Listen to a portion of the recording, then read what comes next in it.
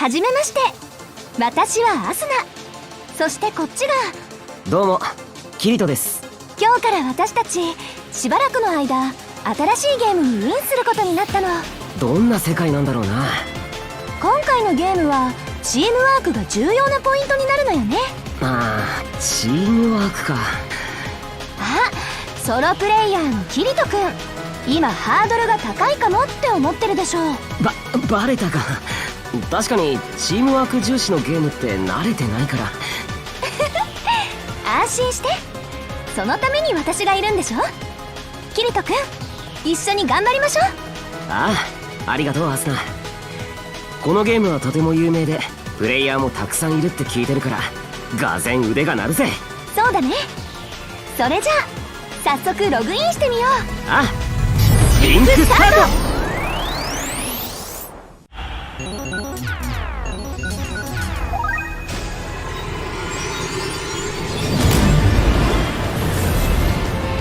一緒に戦う仲間もいるよ。よし、行くぞ。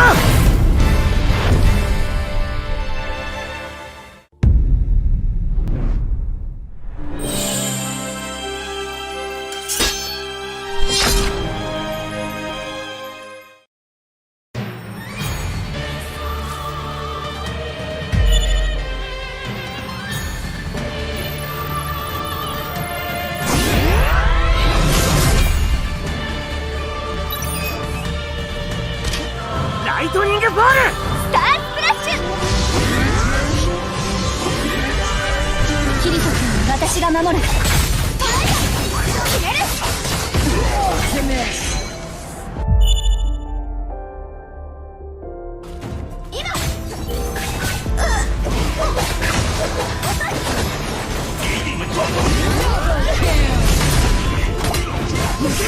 行くわよ。トリプルキル。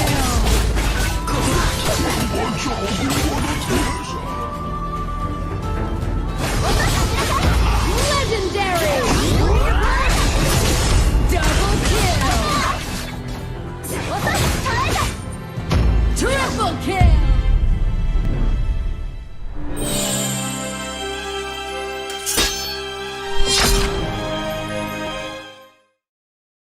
大事な人を助けたいって気持ち、私にもよくわかるから。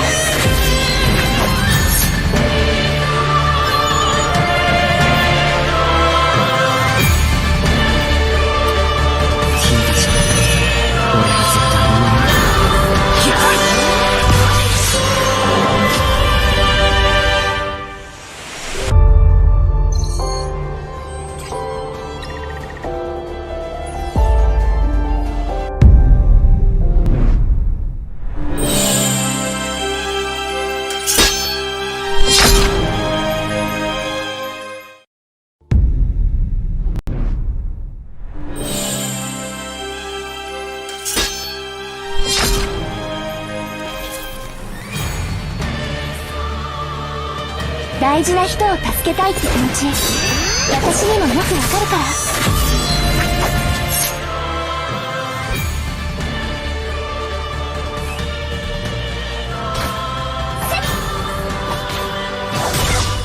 行くわよ。終わりよ。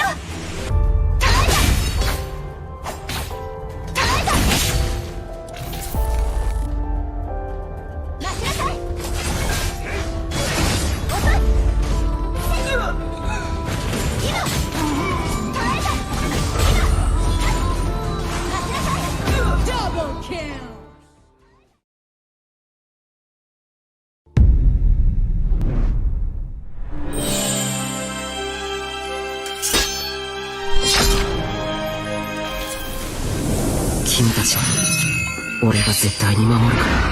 ギャッ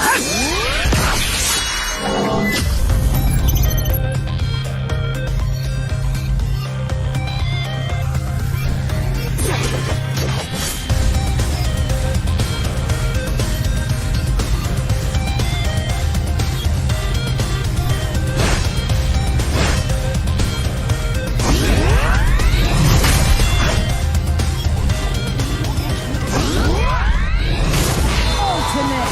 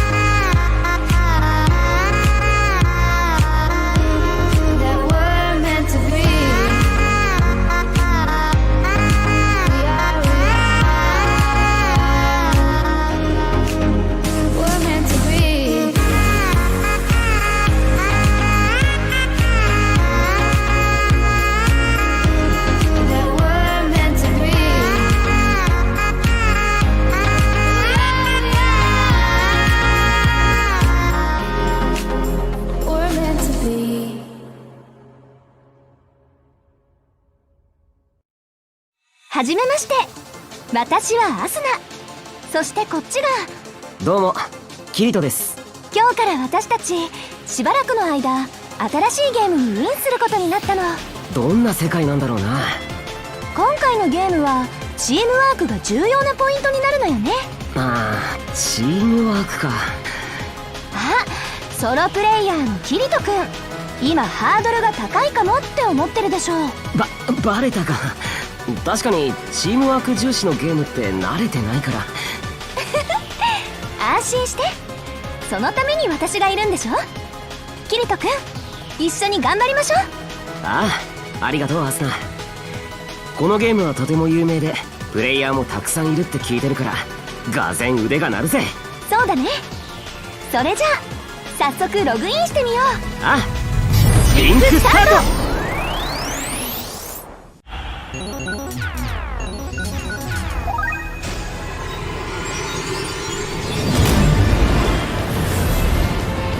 一緒に戦う仲間もいるよ。よし、行くぞ。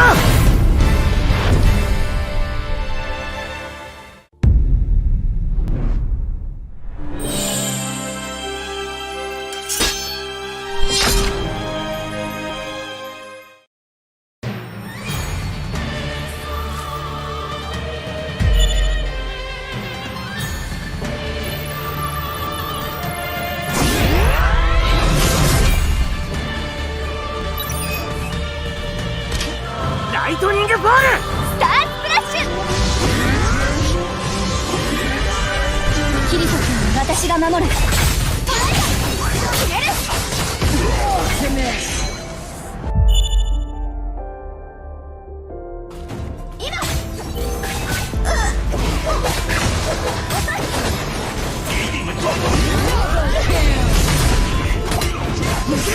行くわよ。トリプルキル。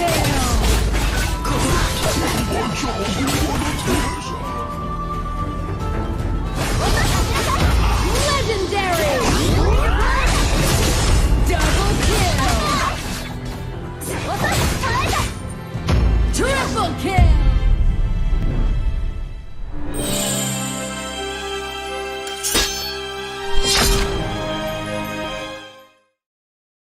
大事な人を助けたいって気持ち、私にもよくわかるから。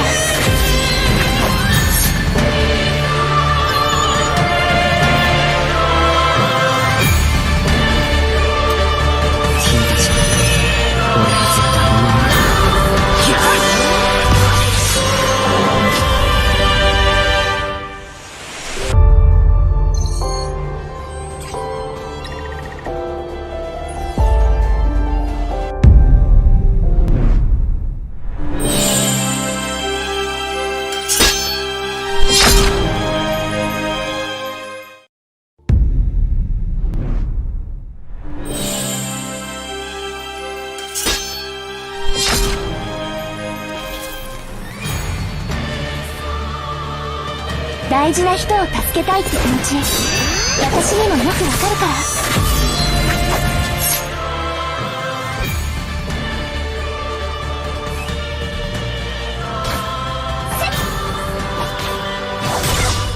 行くわよ。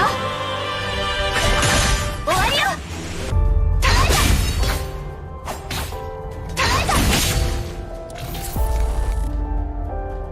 待ちなさい。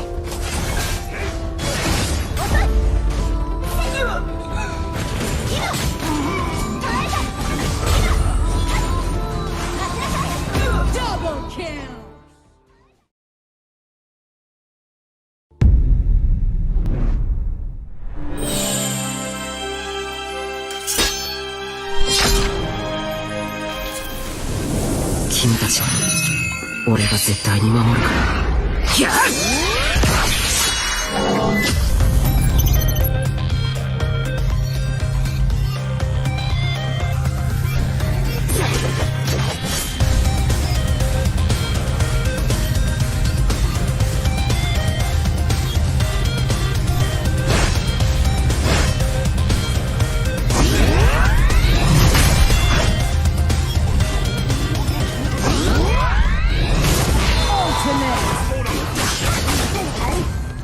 ！Double kill!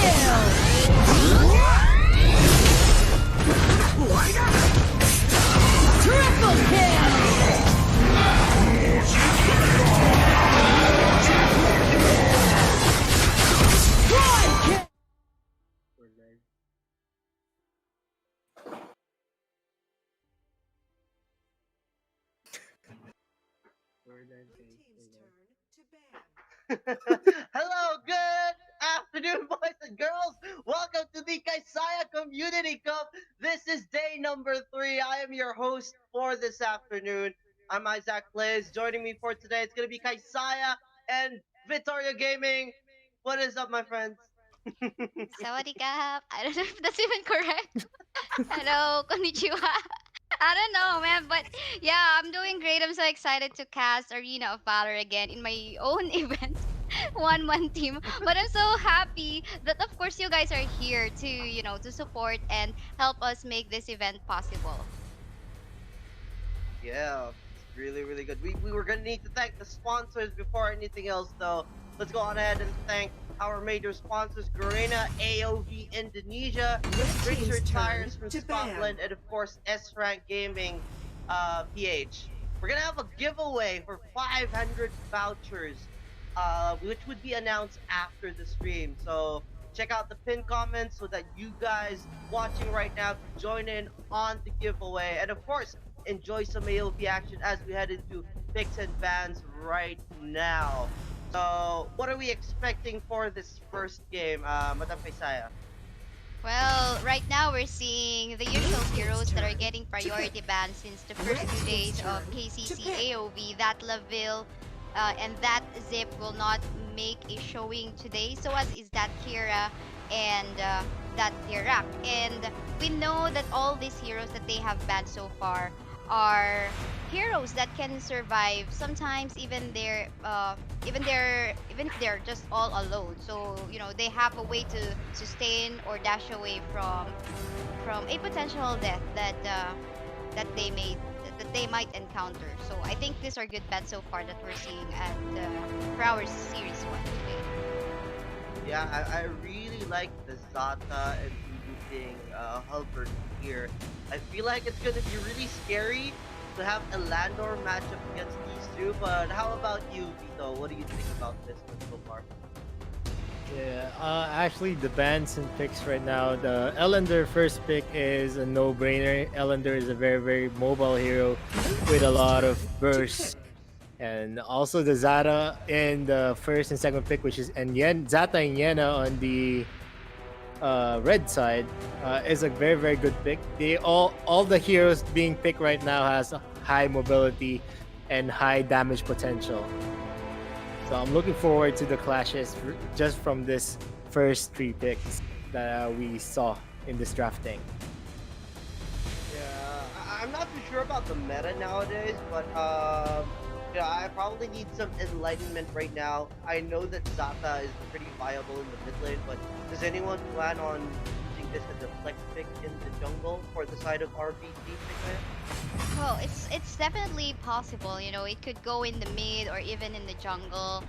But I have a feeling, well, if we were just going to be looking at the spell, which I'm pretty sure it's not yet final, it could go in the mid. So if that goes in the mid, we're going to take a look at how this would match up against a Tulen. Tulen is quite mobile, he's okay, but definitely if going under or diving turrets, Zata will have an upper advantage.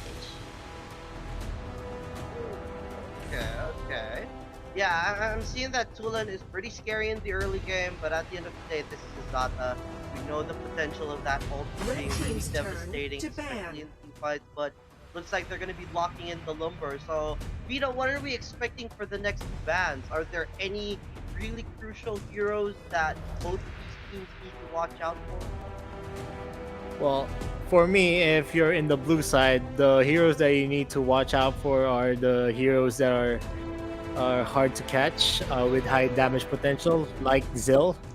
I think Zill is a very, very good counter against Ellender users, just because of being able to jump in and then come in where the skills that the Ellender uses.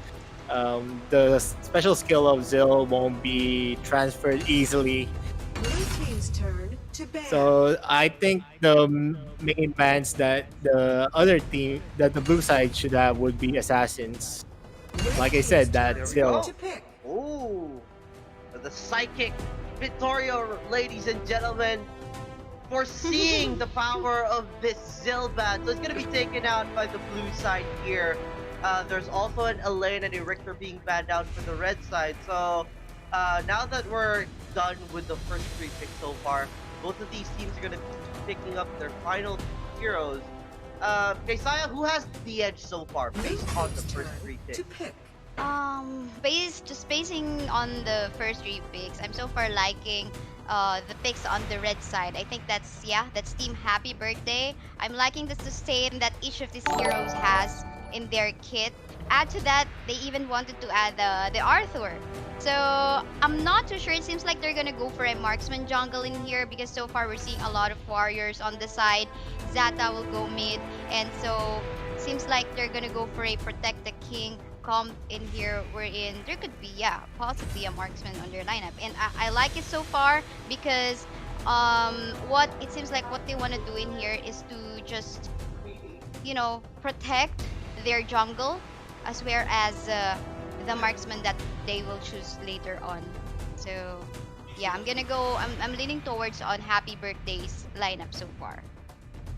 Yeah, I really like this. Personally, you have two tanks, you have that burst potential, you have a good early game, and then you have the late game contingency in the Landlord.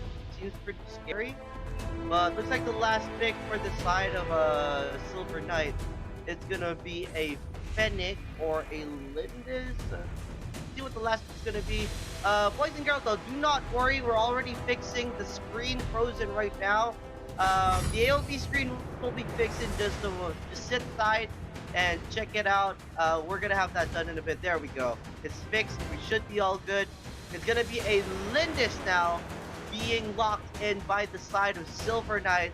So this is gonna be Happy Birthday on the blue side as they go up against SilverKnight on the red side. Gasters, I think we should be good for now, so take it away. Thank you so much, Izaq. But just to give a little bit of clarification, that one it is SilverKnight that is on the blue side, and Happy Birthday on the red side. So there you go.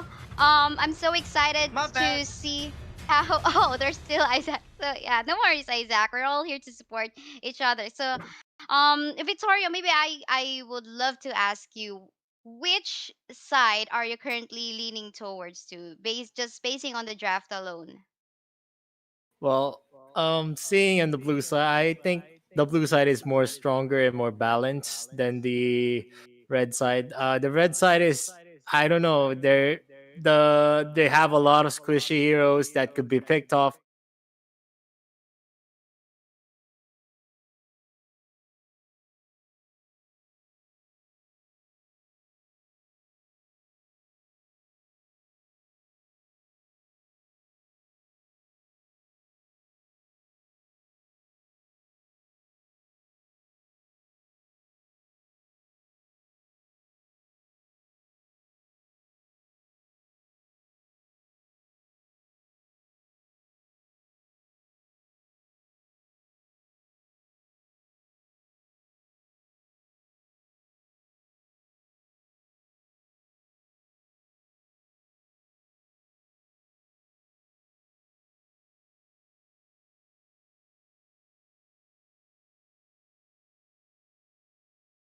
We have a Tulen for Veria, Malok for Lisa. We have that Ryoma for Baphomet Real, and also Forehands having that Thane. Now for the recap for the red side for Team Happy Birthday, Lorx at Zata, Coco at Lindis, wins for the Lumber, Nezuko at Diana, and then Asphalt for that Arthur. All right, looks like our spectator is fixing something, so we have to pause the game on our end. So for the meantime, maybe we can, while our spectator tells us or fix the issue on his end, maybe we can talk about how do you think the blue team's composition or that Silver Knight's composition would win this match against the composition of team Happy Birthday. Well, there's a lot of things that the Silver Knights could do to have the edge. First of all, Ellender is a very, very fast jungle. If they could capitalize on that, they could get early kills as early as the second wave. And also they could also be capitalize on the objective taking. They could damage the red heroes even if they don't get a kills. Just harass them and then get that opportunity to get the momentum. It's gonna definitely be leaning to their side after those kinds of plays. Looking at the jungle lineup though, Elandor versus Elindis, these are both role that you hate to be in the jungle. But for you, which do you think will get an upper advantage in terms of farming and position? Is it the Elandor or the Lindis? Both of them are quite mobile, especially if this Lindis gets the bush that she needs, and the plus she gets the vision. But at the same time, Elandor can somehow match that one up with at least the double damage when she goes back. He goes back to his butterfly, and at the same time that mobility he has as well. But I'm just curious, um what do you think is better, that Elandor or that Lindis in the jungle as marksman? The Elander, definitely. You can see here that Elander just got delayed because he was thinking if he was gonna tax in the mid or jungle or continue jungling. But you can see he finished faster. And also in this lineup, it's gonna be hard except for the Yena who can Can go we in. ask our director to remove the pause screen? I think we're still being shown on the screen right now. But for the meantime, while we wait for that to be removed, yeah, let's take a look what is the rotation ongoing in here right now. Seems like they want to go into the same place. Looks like they're leaning towards that Spirit Sentinel, but I'm not too sure. I think this is where we can talk about how their decision making would affect the gameplay any further. Well, I think A is a bad decision for the Lindis.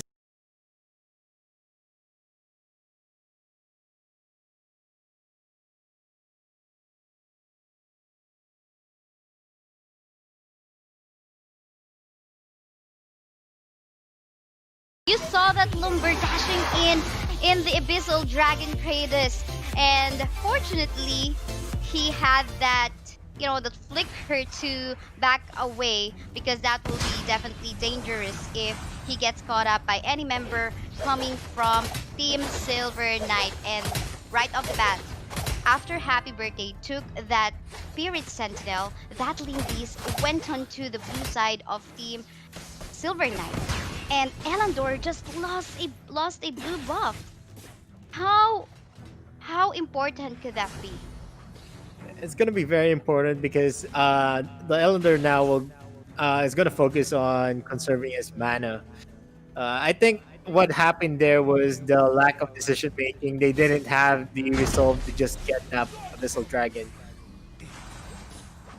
Well, yeah, the priority went on to for Team SilverKnight. The priority for them was on that Abyssal Dragon Kratos, but I think they could have protected that blue buff if only, maybe one of the members from the side of Team SilverKnight went on to the blue side right away, even before they finished the Abyssal Dragon Kratos. But in time, we're seeing a fight ongoing on to the bottom lane part of the map. As you can see a lot of exchange in here. One member left for the side of Team SilverKnight. Oh, how many kills did they got in there? 3. That was a lot, and I think this is giving somehow Team Happy Birthday some gold for them to capitalize on from here. Yeah, I think it's just the decision making. They didn't have the right calls. They got delayed in that Abyssal Dragon. They didn't take it immediately, even though they didn't have the map location of that Lindis. They waited for the Lindis to pop out at the top lane before they initiated the Abyssal Dragon. That's why the Lindis was able to have that window to get that blue buff. Now Team Happy Birthday already has that 3-1 advantage, and whatever they do, they won't have the upper hand against this Arthur. The Arthur is too fast. It's too tanky. So the ganking lanes are just too hard for them. Yeah, for sure. But now we can see another contest in the next objective that we can see right now. Both of the teams are eyeing this Abyssal Dragon Kratos.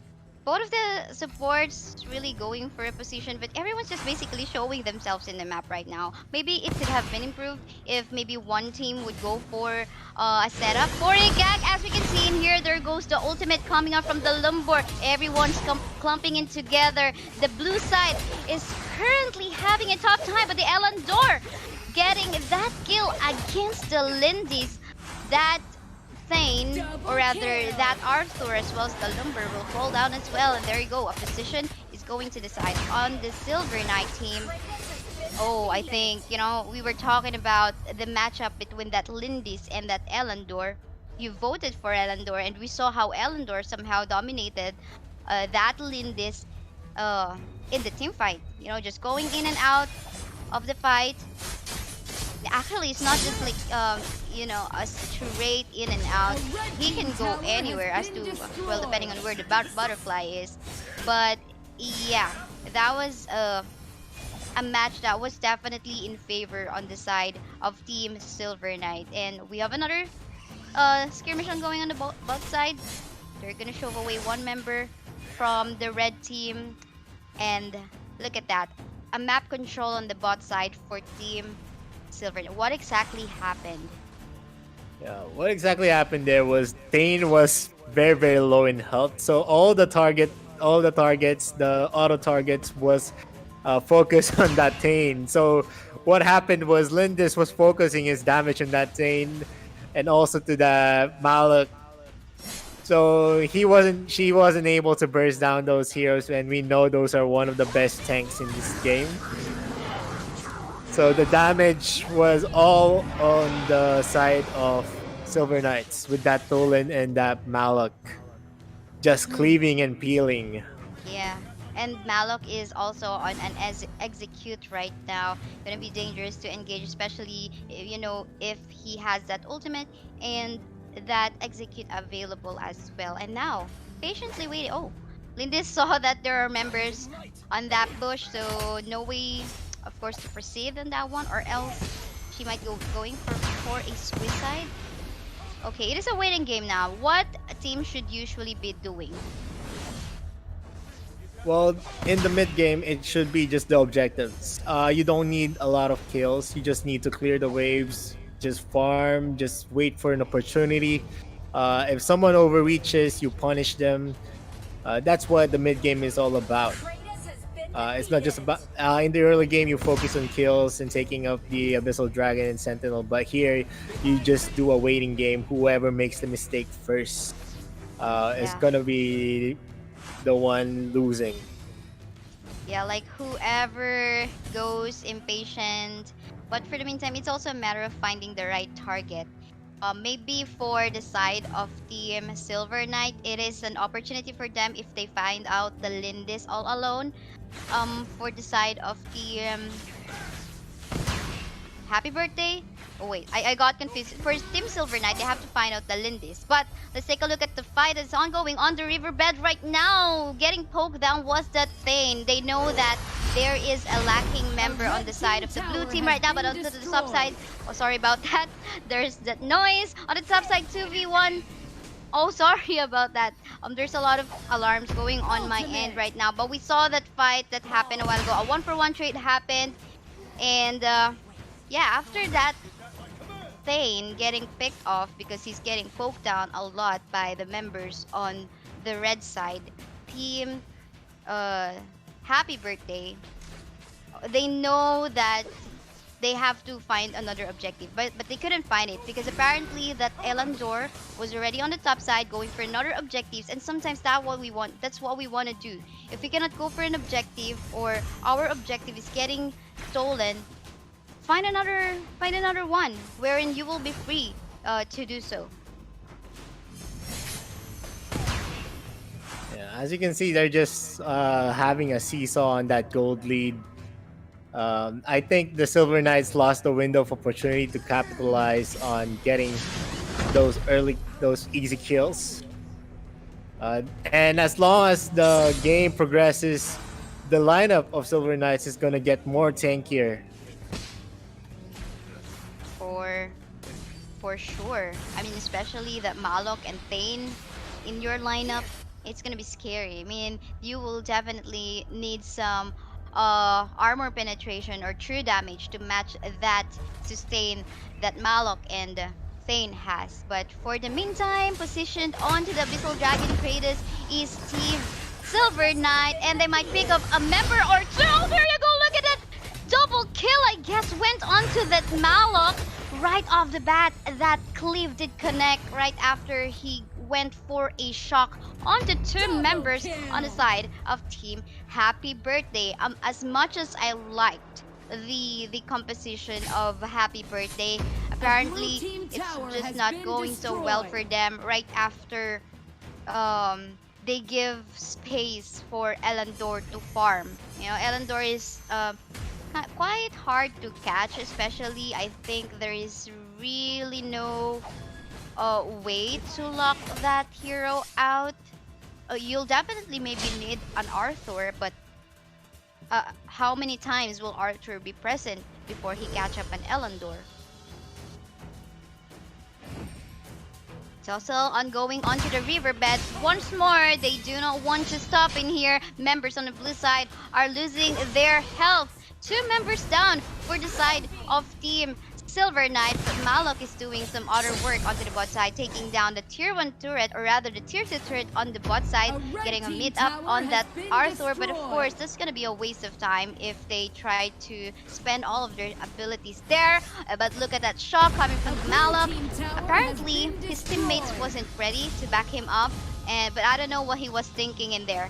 Maybe you know, Vittorio, maybe it's something you can explain. He's trying. I think he's trying to make some space, and maybe he thought that he could kill that Zata, because the Zata hero is just too squishy, and he knows that he can't be bursted down that fast. For sure. But now we can see Team Happy Birthday waiting in the bush at the moment, but apparently Lumber doesn't have any ultimate available because he made use of it when it wasn't necessary. Oh my goodness, the Elandor will fall down. No more marksman or damage dealer from the side of Team SilverKnight, and the rest of the members are getting peeled off. The Tulan as well, not allowed by that Arthur to go for or deal some damage. And now, as we can see, maybe, just maybe, will it be Happy Birthday's time to make a comeback? Given that they got the space right now in the mid, and they're not stopping, they're trying to jump in, even onto the base right now, trying to delete the members on the side of Team SilverKnight. And there you go, Malok is all alone. I'm not too sure what he can do because that Lindis is hurting a lot so far. But Elandor, will he go for this 1v3? Are you gonna be serious? That's gonna be dangerous. All you have to do for the meantime is to clear off the base. Ooh, that was such you know, a pretty intense fight. It's quite scary because maybe Team Happy Birthday could have ended that one if the death timers were that heavy. A lot of things went wrong for the Silver Knights at that clash. A lot of their members were not present at that, so I do not know why they tried to force a clash at that bush. They didn't have any kind of vision. Zane knows someone was in the bush, so that's why he pushed randomly in that bush. But the Elandor didn't know that the Yena and Lindis was there. Well, yeah, and I think Team Happy Birthday now knows what to do. It seems like they have assigned members from their end to get a proper target. Like, I think Yena will be focusing on finding or catching the Elandor. It could be the Yena or the Arthur going all in for the Elandor, peeling them off so that they don't join the team fight. Because for as long as this hero is alive, their HP bar is gonna be put into danger. But for the meantime, super low in HP, that Thane might fall down anytime soon. But do remember that Elandor is still all alive. The Darkslayer is trying to be taken by that red team that we have, Team Happy Birthday. They're gonna go all in onto the team fight right now. Malok will fall down. 3, or rather 2 members left on the side of Team SilverKnight. It's just the Ryoma and it's just the Elandor right now. Elendor will try to go get that red for the meantime to give him some damage, but the members on the side of Team Happy Birthday are all still complete. Ultimate coming up from the number. Let's see if that Elendor can do anything at all. Apparently not. It is a wipe out by Team Happy Birthday, putting down the members of Team SilverKnight. 15-minute game time. What a play.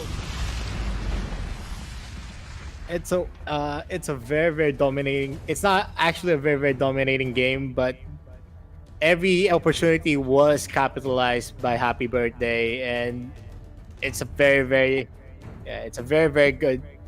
good example of that opportunities that you need to capitalize on to win the game. So what can you say about that, Izaq? Well, I thought it was really interesting. You know, it took 15 minutes, but at the end of the day, it was pretty action-packed. There were a lot of plays being thrown out by both of the teams. I really like the Malak pick, but just didn't turn out that well. But overall, congratulations to Happy Birthday taking the win for our first game. But now, before anything else, though, with how things panned out in this game, Kaisaya, what did you find impressive about Happy Birthday in this game? Happy Birthday. I think it is their plan to finally find the right target to focus fire on first. You know, it's just about taking down either, well, I think this, I can remember the second to the last clash, what they did was to put down or shut down this Elendor and the Tulen. And the moment that on the last clash, the moment that they saw the Thane overextending all alone first without any backup nearby, they just poked him down, and knowing that there would be no more support on the side of Team SilverKnight, they just took advantage of that and just going all in, making sure that they're gonna be circling around the Lindis, protect her, she deals the damage, and that's all. And so I think my vote for the draft won this time, Vittorio. We may lose on the scream last night, but my draft won. Alright, but before anything else, boys and girls, we will be back after a short break. After this break, we will be seeing Little Sharks and Deus Rebirth go at it head to head. So please stay as we fix things, and of course, as we enjoy more AOV action at KCC. We will be back in a moment.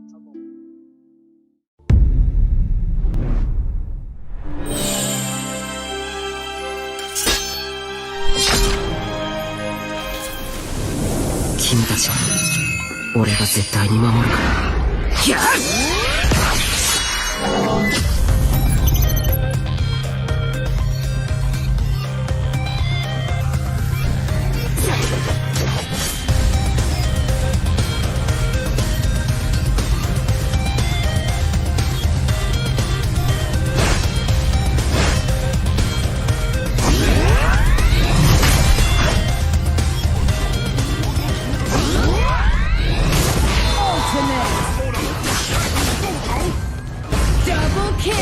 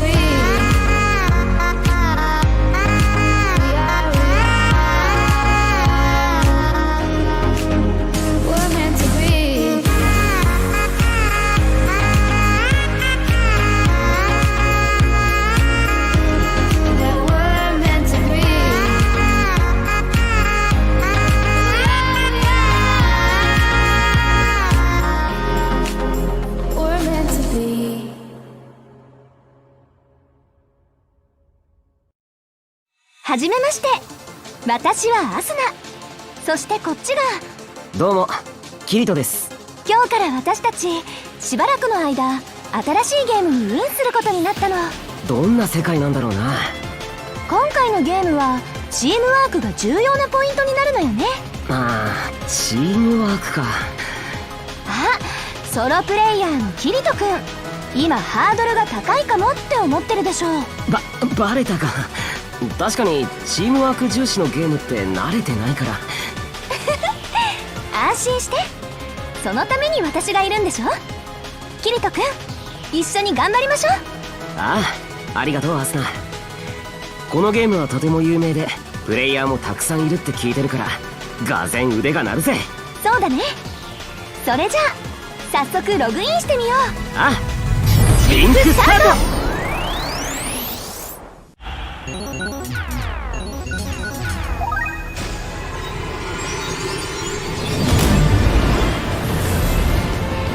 一緒に戦う仲間もいるよ。よし行くぞ。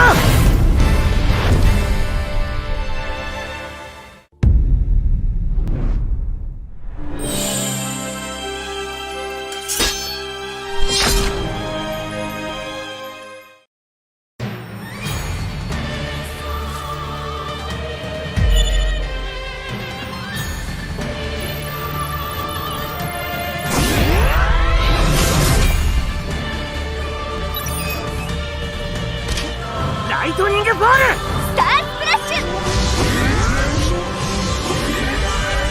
キリト君、私が守る。決める。今行く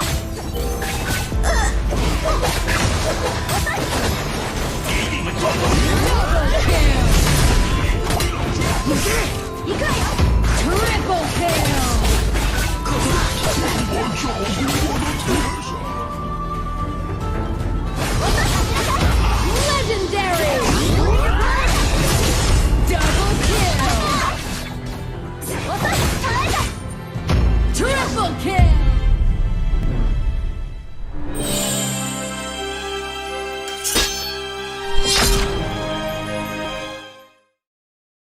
大事な人を助けたいって気持ち、私にもよくわかるから。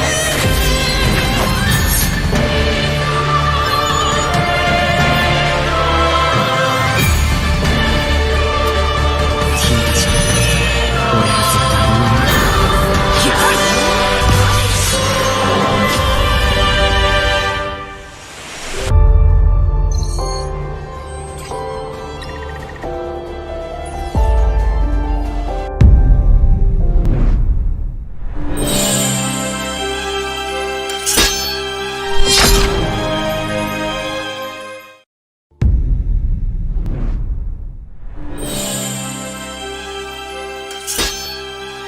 対に守る。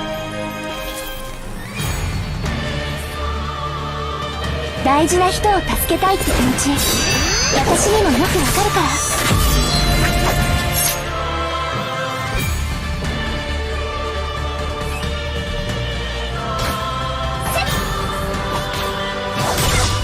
行くわよ。終わりよ。耐えた。待ちなさい。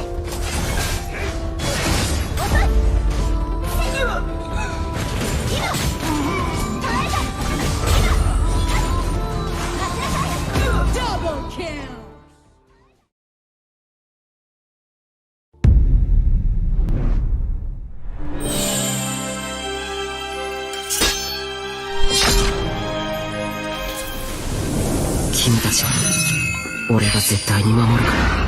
やっ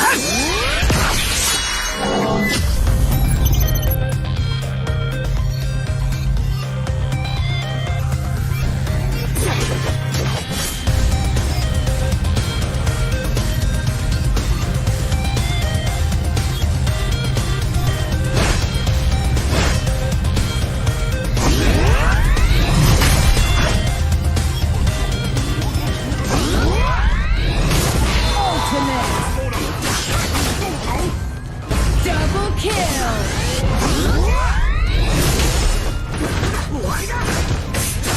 Triple kill!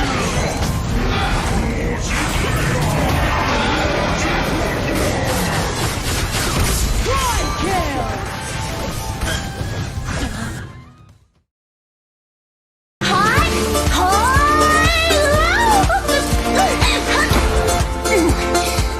That was a close call.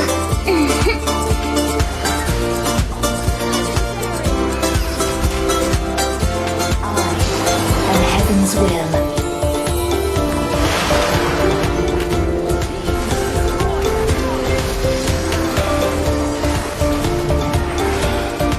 Run on hammer time.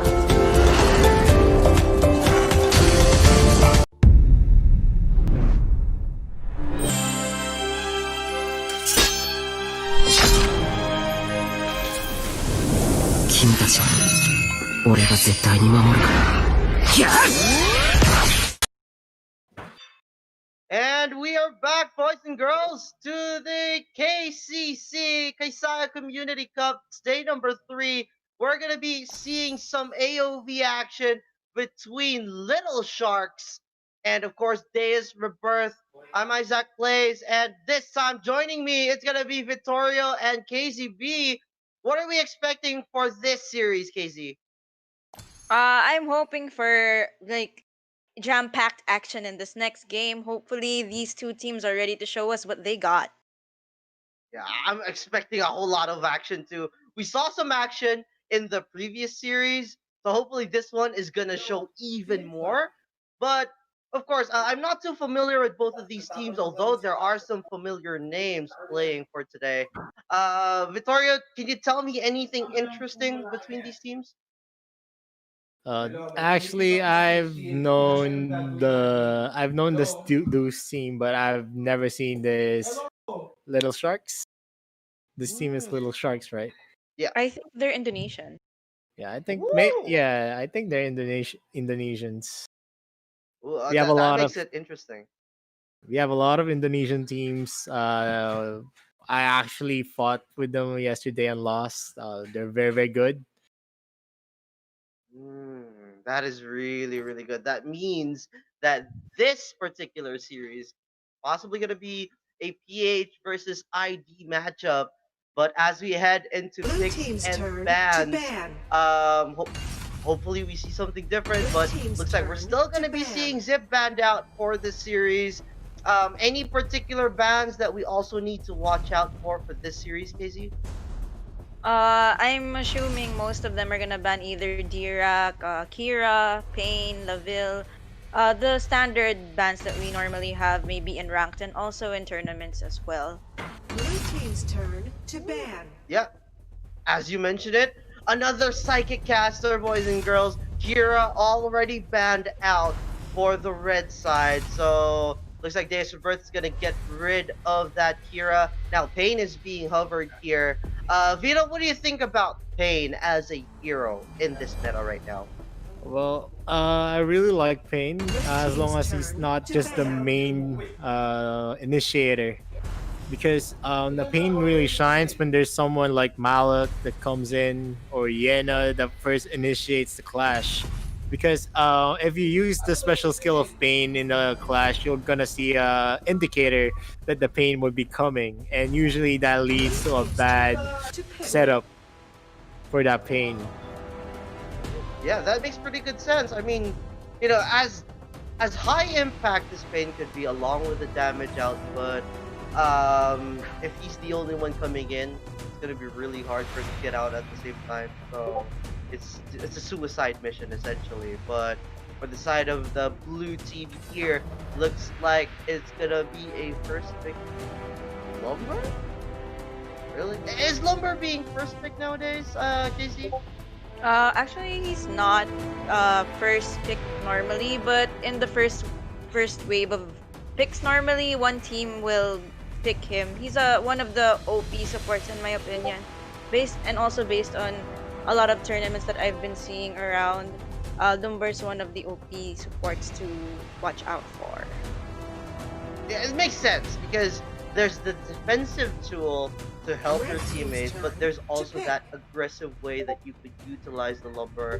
So yeah, looks like Little Sharks gonna be going with a first pick lumber. So let's see what Luxuria and I'm Yours is gonna be picking up for the first two picks for Deus Rebirth. Laville is gonna be open. I know that Elandor is open as well. Comparing those two heroes, Vito, which one would be of higher priority? And the current meta, I think, if you can protect a Laville will always be on top of an Ellender. No matter the circumstances, if you guys have the same gold, Laville is going to be more effective than an Ellender will be. Turn to pick. There we go. Looks like it's gonna be a Lavelle being picked up here for the blue side, but immediately after that, looks like they're gonna be answering with the Caphany. Illumia was also picked up. I'm not sure I've been able to see an Illumia being picked up this early. So, what are your thoughts about the Illumia being picked up here, KazeeB? I'm actually not too sure about the Illumia pick. I don't see her that much in this meta, but I can see why they would want to pair this Illumia with this Laville so that if ever there is an aggression towards the Laville, she can just push him away using her skills. Yeah, that makes good sense. I mean, you know, could be a support Illumia, maybe? I don't know. I mean, maybe that was 5 metas ago. Who knows? But anyway, looks like the last two picks for the first phase is gonna be a Caphany and a Marja for the blue team. Now, the silence from the Marja, Caphany's Fusillade is gonna be really big in those team fights. And then a Teamy gonna be picked up for the red team. So Vito, comparing first 3 picks, who has the edge right now? Well, for me, it's gonna be on the red side for the first 3 picks. I like Laville better with a Teamy than the Lumber with the Caphany, but who knows? What I didn't like about the red side was the Illumia pick. I'm not even sure because the first Illumia user that I saw in this tournament basically didn't participate a lot in a lot of clashes, and it's gonna be taking the toll on them at the early stage of the game because Illumia is just so slow. Yeah, that makes good sense. I mean, Teamy's great, but at the end of the day, Illumia is gonna be one of the factors here in terms of the execution. Would have been nice to be pairing it up with the Baldoom, but Teamy works just the same in a sense.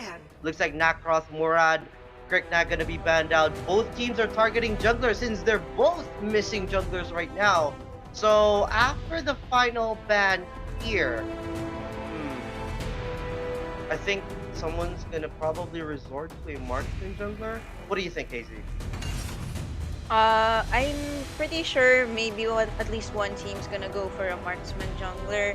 Maybe the one with the Laville pick right now. Normally, I can see in a lot of matches wherein Laville will be a side lane and then their junglers from an MM. So that's what I think for that. Yeah, I think we saw it in the past as well. There was some Laville Lindis action going on in a previous series. So I think that could be a possibility for the side of the red team. Let's wait and see what their pick is gonna be though. So far they've got about 30 more seconds or anything, and right now they're hovering on a Malok.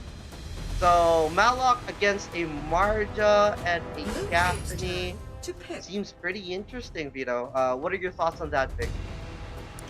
Well, it will really depend on how he lands that smash. If he hits a lot of targets, Caphany is very hard to catch. If you don't hit him into that SS or that second skill, she's definitely just gonna burst down this Malak. But in a 5v5, you know, everything can happen. If the Teamy, the Illumia stuns go in and then the Malak gets the stun, then definitely the red side is gonna have the momentum in this match. There's a lot of wombo potential coming in from Deus Rebirth as well. If you think about the Teamies initiation followed by the shock from Maloff, not to mention the ult from Illumia, that could be a lot of damage in a short time frame if they chain all of those skills. But for the last two picks going for the side of Little Sharks, looks like they're going to be picking up the Richter along with a jungle Violet. So just as Casey said, marksman as a jungler could be a big possibility, with a side laning marksman just making sure that they scale up towards the late game while the Violet helps out the rest of the team. What are your thoughts on the overall composition for the blue side, Casey? I actually like their team comp. They have the knock up from the Richter and also the Lumber that will definitely help both the marksmen on their team, and the Marja as well can help their team comp. Oh yeah. I don't know about the last pick for the side of Deus Rebirth though. That seems pretty scary against the Violet and the Caphony. So before we head into the game here, Vito, what's your bold prediction? Remaining. Who's taking this series based on the draft? I'll be leaning on Boost Revert for this Alright. matchup. Okay, there we go. So with that being said, boys and girls, it's going to be Little Sharks on the blue side as they go up against Deus Rebirth on the red side. Good luck to both teams. Casters, take it away. Okay, thank you for that, Izaq. How about you, KazeeB? What is the team you're leaning on this matchup? I'm actually on the other side. I'd actually go for Little Sharks just because I can see so much potential in their team if they are able to execute very well in this game. Yeah, it seems like for me, it's just gonna be all about connecting those combos. Who's ever gonna get that connection is gonna dominate this series. I agree with you there. Though they really need to watch out in how they engage team fights, especially for the one with the double marksman comp. Since both of these are so squishy, it's gonna be very easy for this Killen to just snipe them out of nowhere. Yeah, for sure. Killen is a very, very good hero to pick out these squishies. They have a lot. They have two squishy heroes, Kafeni and Violet. So now let's start on introducing a recap on those heroes. So Little Sharks. Get ready. Let's go for the Little Sharks team. 5 seconds. Minions on that Lumber, Richter. Boys using that Richter. No using that Violet. Falcon using that Kafeni, and Clarice Craze is using that Marja. And for the side of Deus, we have Greed as Timmy, Malak as Chris Ultimate, and then we have Killen for Swift Eye, Luxuria for Lumia, and I'm Yours for Loville. So for now, guys, there was a little bit of poke down there in the river side, and they have just chosen to disengage. Just a little bit of poke. Both these teams know that it is really important for them to just be able to clear their lanes so that their junglers are able to just farm up while they do this. Yeah, I see their for green now- is supporting the bot lane to just let that Laville farm in peace, and we know that a farmed Laville is a very, very scary Laville. I agree with you there.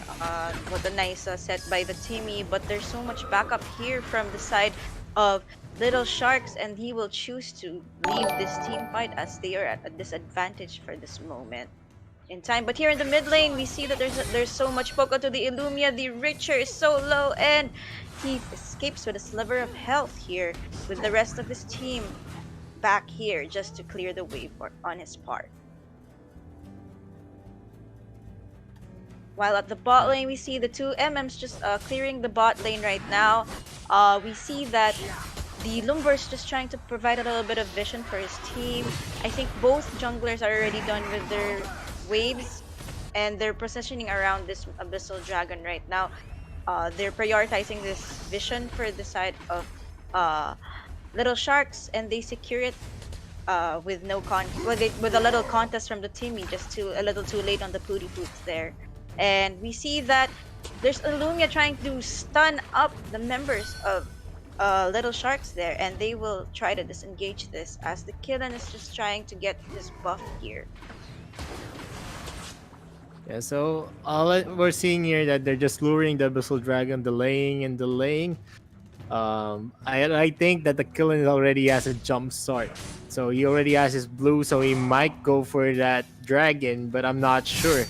I think he's gonna try to get a kill, but we never know. Because he uses Retribution on Small Camp, so I think he's just gonna hover around and try to hunt down those enemies. And then the dragon got reset again. That was really good play on the part of the Lumber there, because it was already at half health. And we get a stun onto 3 members of Little Sharks, and there are 4 members here of Zeus trying to snipe out anybody they can, but they just get 1 kill, I think. And now the rest of the members of Little Sharks are here to respond to this team fight, but they have chosen to disengage this as they are all very low right now on the side of Deus, and I think that's the right choice for them to make at the moment. Yeah, I was surprised no one got caught in that clash. It was just a seesaw on whoever's just damaging each other. As you can see, the Timmy was very, very effective at that. He was able to use his special skill to resurrect himself at that crucial moment. Yeah, I totally agree with you there. The Timmy was able to set up something for his team. It just so happened that there was just so much damage coming from the 2 marksmen of Little Sharks in that team fight, right? So I think that's why they had a little bit of a difficult time in that clash. But for now, they're just going to reset, clear the minion waves in their respective lanes, and then try again a different gank when it is a better time for both teams. Oh, we see that the Timmy has spotted this Richer, and he has just escaped the clutches of that Timmy hook. And we see that the Killen gets a little bit of poke onto the Richer, but with the help of the Malok, they just clear their lanes really fast so that they can take this Spirit Sentinel. Yeah, we can see a lot of. I think there was a lot of miscommunication in the bottom lane. What a miss by that Laville, hitting nothing. Oh, he hit the Richter actually. Oh my god! Yeah, he did. That was sad though, because no one could capitalize it at that moment. Yeah, and he was for now, too far. It was too far. I understand that though. And they're just resetting this Abyssal Dragon for now, and we see that this has been happening throughout almost the whole game for now. They're trying to just keep on resetting this Abyssal Dragon, but we see that they are both in the position of this objective, but the minion waves are all cleared up here. We have 5 members here. Wow, what an ultimate of the Marshal to the Laville, but the rest of the members of Zeus are trying to do anything to burst down our Little Sharks team. There's so much burst coming from this kill, and gets a secure on two members of Little Sharks team. The Timmy has overextended here, and I think he will sacrifice his life for this team fight. So what do you think happened there, Vittorio? It's a 2-for-2. I think that the Laville was very, very ill positioned at that clash. He just got picked out by that Richter. I think he shouldn't have done, when they don't have the vision in that bush, he shouldn't have positioned himself to a position that where he could be taken out by that Richter. I think he should have fallen back behind that Illumia. Yeah, I totally agree with you there, because based on just the draft a while ago, I could really tell that the Illumia's purpose in this game is just to really help protect this Laville when anyone wants to go aggressive on the side of Little Sharks Swim. But unfortunately, he wasn't able to position himself in the right bush. So for now, we just see them both trying to catch up on the gold. Deus is actually in the lead with a little bit of gold I don't think it's even at 1k right now. And we're seeing the junglers just trying to gold build up their gold. We see that the Kulin is here on top lane to help the Malok, trying to do any poke damage onto the Richter, and they have disengaged this fight as both of them have cleared their respective waves here. And I think they're just still trying to reset this Abyssal Dragon, and I think it's gonna get resetted again. Yeah, I think so as well. Oh, but I don't think they didn't The get kill, it, and it yeah, gets the reset. killing hesitated on damaging the Abyssal Dragon. I don't know why they keep on hesitating on taking the Abyssal Dragon.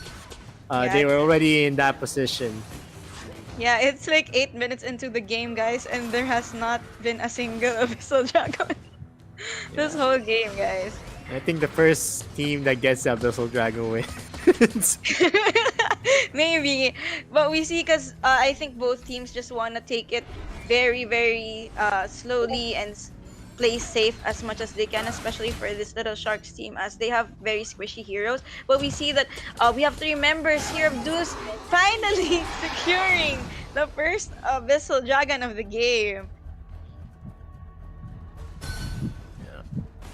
They're And- trying to poke each other here in the mid lane, and the bottom lane is already at the turret's health is already at half. I think what the little Sharks should have been doing here is trying to push this bot lane. They have Violet and Kafeni in the lineup, so I think pushing would be great. Yeah, I agree with you there. Based on like a double comp, they should definitely do that. Oh, we get a double trouble to the Lumber. It succeeds, but wow, he almost escapes with his life. But there's so much burst damage coming from the Malok, and then we have the Laville being able to free hit here. We have all members of Deus just try to outpoke our little Sharks team, and with that, I think they will disengage this fight. And I think that was a team fight very beneficial to Deus. Do you think so, Vittorio? Yeah, I do think so. Luxuria was teleporting at the front, but the Richter's pushed his parry early. I don't know if that was worth it for him to get that kill if he himself also died in the process of that. I think it's definitely worth it because he just got executed. You're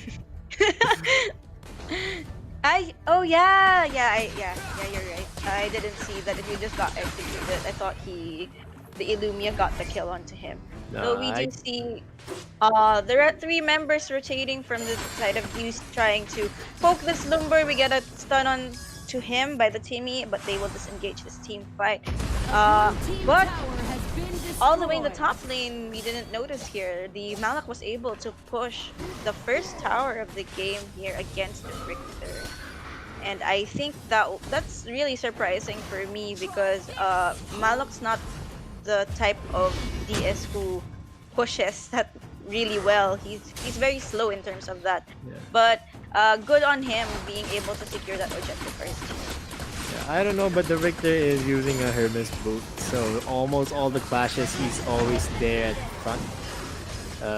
I think it's a wasteful to use all those SS without having the proper kit to clash.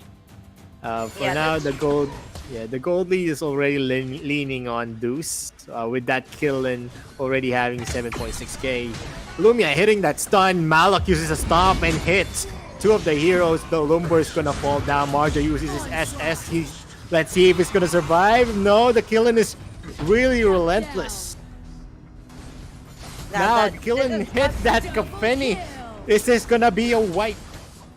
And the Kafeni uses his resurrection of using that endless cycle to resurrect. Let's see if he can defend the bottom lane turret. Uses that fusilade. I'm not sure if the use of the endless cycle was worth it for this Kafeni right now. I think you can reserve that endless cycle for very crucial team fights wherein when you die and you respawn, you're able to secure more objectives for your team. And I think it was just like it wasn't a nice time for him to use it at that moment, since he wasn't even able to secure the bottom tier of their team, right? It's also situational, but at that point of time, I think he's just thinking when is the time he will be able to use it. All right, the Malak uses the stop again and hits a 3-man knockup. Lumber hits the Malak with his SS and the Hurt Splitter doesn't do anything. Laville bursting down that Kafeni. Now it's gonna be a 2-for-none in favor of Deus. Yeah, that was a really good team fight that Deus was able to show us there. And as I stated a while ago, I think that the marksman for the side of Little Sharks, they have to really be careful, especially with the kill in jungle, because it's easy for him to get hit in the hug. But here we see that the Richard's trying to get the skill onto the Laville, but with the Malak behind him and the Timmy as well, he will disengage this team fight. And while all that was happening, we see that our Killen was able to take this Abyssal Dragon. That's the third one of the game. And that's very beneficial for Deus right now. And we see that the Killen's just trying to get this red buff for the side of Little Sharks, but he will disengage as there are 3 members here. We see that the Richard's providing so much vision for his team. He's not really prioritizing split pushing as a DS laner, which for me that's what he should be doing for now. And we get a stun into the Laville. What a nice setup for Little Sharks there. That's one thing that they needed for a little bit of breath of fresh air for their team. And they try continue this team fight, but with the rest of the members of Deus just not in this area. They have disengaged, I think, but they're in this position to try to start up something again. The Richard getting into the Illumia, gets securing the kill. What a nice knockup from the ultimate of the Lumber, but we see that the Killen just gets a bloodbath onto the Caffeine, and the lane hasn't been pushed at all. But though that happened, the Killen had to sacrifice his life. Even if he was able to burst out that Caffeine, it was just too much damage from 2 MM for him to handle. And we get another tier 2 tower, and I think we're gonna get this 3rd tier for the side of Little Sharks. And what a nice 3-man stun of the Timmy getting in. There are 3 members here of Deus trying to start something, getting his team ahead. I think they're gonna get the skill on the Slumber, and they secure it with the rest of the members still alive here.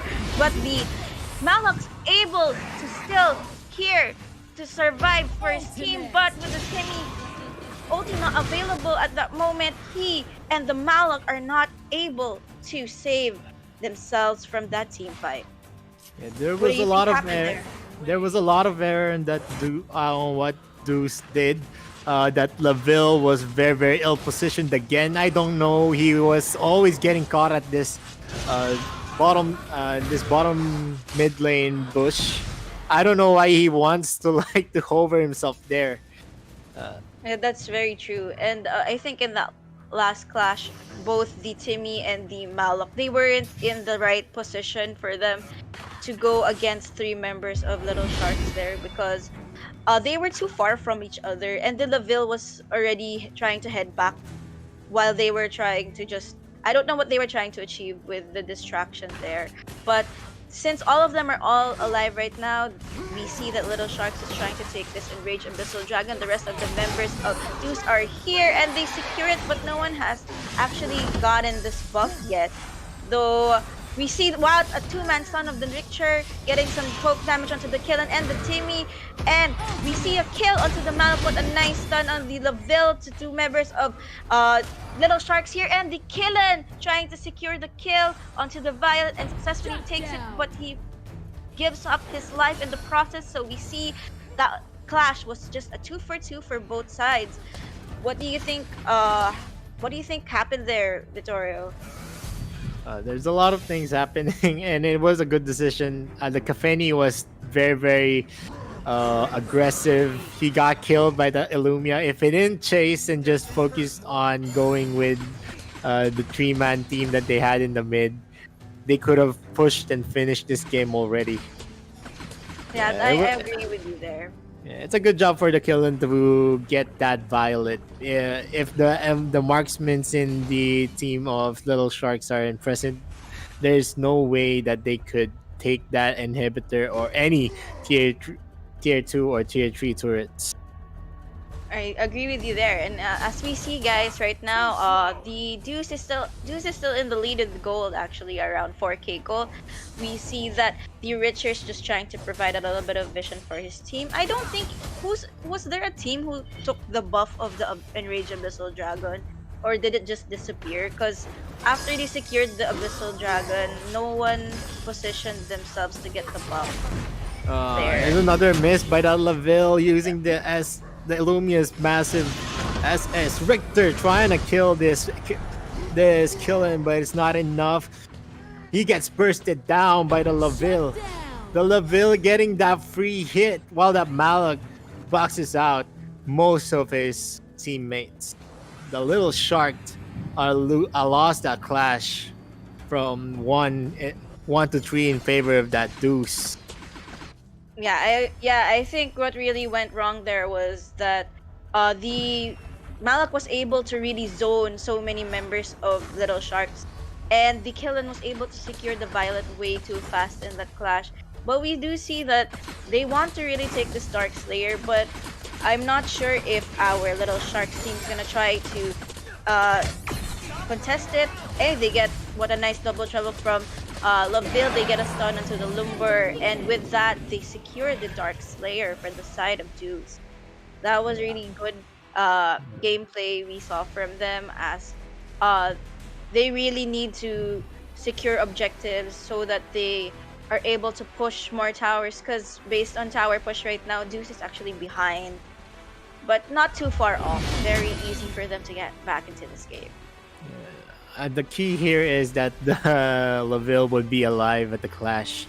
What happened was Richter overextended himself and tried to burst down the Killen to no avail. But if he was able to kill that Killen, I'm sure that the Deus would collapse at that moment. I agree with you there. We see that the Killen, I can see that the Killen is always, he always knows his target. He knows who exactly he wants to kill. It's either just the Violet or the Capheny, but he prioritizes the Violet more. I can see that he positions himself so that he can see exactly where he can gank onto our Violet here, and that's really, really smart on their part, because without the Violet, they're going to lack a lot of damage for the side of Little Sharks. So here we're gonna see, I think, their next clash. The Drake has been summoned here in the mid lane. We see that the wave has been easily cleared. We get 2-man knockup from the Lumber ultimate, but with the ultimate of the Illumia, what a nice combo they have. The Killen was able to burst down so many members of their team, but the Killen also was killed by the Capheny. The Capheny is still alive here. The Timmy is able to stun her. There are a lot of members of Deus trying to secure the kill onto the Capheny, but she is still alive. But that was in favor of Deus, because only 3 members of Little Sharks are still alive. What a nice knockout by the Lumber, and I think they're gonna try to take this middle tier tower. What a nice ultimate by our Illumia, and what a shot there by the Malak just to keep the members of Little Sharks away, and they secure this middle tier tower. And I think that's really very nice in pacing for Deus. Yeah, I don't know, but they could have finished the game if the Laville focused on killing that Capheny when he got revived. I don't know if they had the communications available at that time, but it is a very, very big mistake. If they could have killed that Capheny, they could have gone for the base easily. I don't know if this is gonna. Yeah, I don't know if this is gonna cost them the game, but we'll still see what happens. They're now taking the Enraged Abyssal Dragon. Let's see if the Lumber will be able to spot them. Let's see. I think I think the Lumber will spot, but they won't be there in time to contest it, and they're not able to. And our Killen is the one who gets the resurrection buff from the Enraged Abyssal Dragon, and that's gonna be a really really important factor in this next team fight, as this Killen really is focusing on assassinating the key members of Little Sharks to prevent them from the critical damage that they can provide. But the rest of the members of Zeus are trying to secure this Dark Slayer. We see that the two MMs are here just trying to clear the waves. I'm not sure if they're going to contest it. They're just visioning for their team. What a flicker by the Timmy. What a shock by the Malok.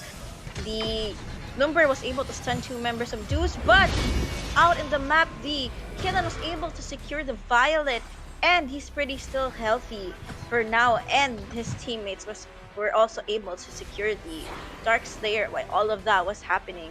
And for now, I think really Little Sharks really need to be careful in terms of positioning themselves in the map, as that Killen is really out for blood, especially for the Violet on the side of Little Shark. I think they lack a lot more of those supports. I think the Lumberg, they don't have those tanky that can protect the marksman that they have in this lineup. Yeah, I agree with you that they kind of lack the shield and the protect that they need for their two marksmen. But I also do notice that the Lumber is he's not really protecting the marksman as much as he can. He tries to set for his team more than protect the members, the crucial members of his team, which will really hurt his team for now. And we see a double trouble from the Laville, doesn't hit anyone, and they secure a pick onto the Illumia. That'll be a little bit of help for Little Sharks here. We have all 5 members trying to defend this aggression from Deus. The Killen, oh my god, he just went into the core, getting so much damage onto him, and he dies as well. The Lumber gets a stun onto a lot of members here of Zeus, and I think this fight is already trying to be disengaged by the Timmy, and I'm not sure if Zeus is gonna try to really chase after this Timmy, as I don't think it's really necessarily for them to try to chase this right now.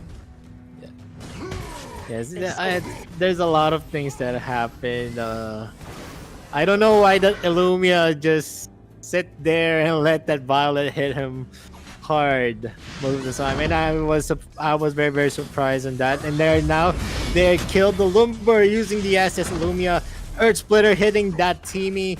Let's see, the Little Sharks are ending this inhibitor, and the game 2 goes to Little Sharks. There's a lot of errors. There was a lot of errors. What do you think about that? I totally agree with you there. Yeah. What? All right, Izaq. Yeah. What can you say about what happened at that game? Why Deus lost, even though they had the upper hand? Man, oh man, I think it's just a matter of wave control at the end of the day. It was really interesting how they tried to pull it off, but then you're diving into a full 5-man as Quillen, and then there was a very big pick-off on the Illumia. Really risky stuff coming in from Deus Rebirth. They didn't consider the power of that Violet in the late game. Even they could have just taken towers, pressured the bot lane as well. It was just really risky, and they paid the price, leading to a big turnaround at the very end. So, my god, what a play coming in from the Little Sharks. But of course, let's break it down a little bit more.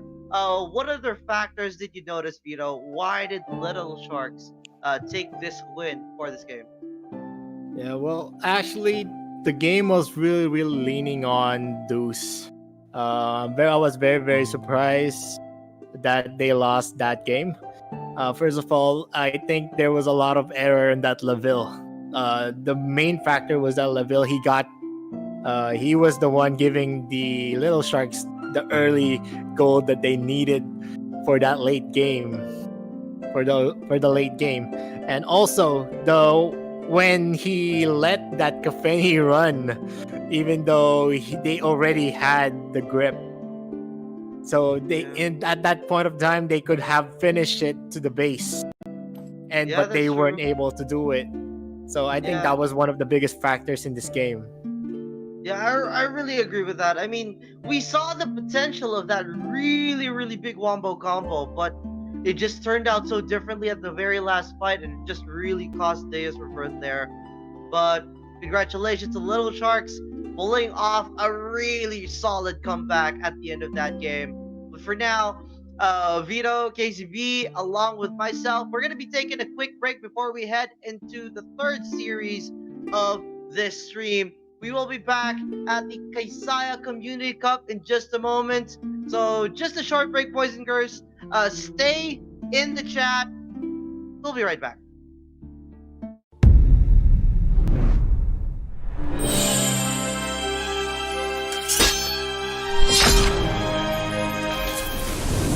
君たちは俺が絶対に守るから。ギャー！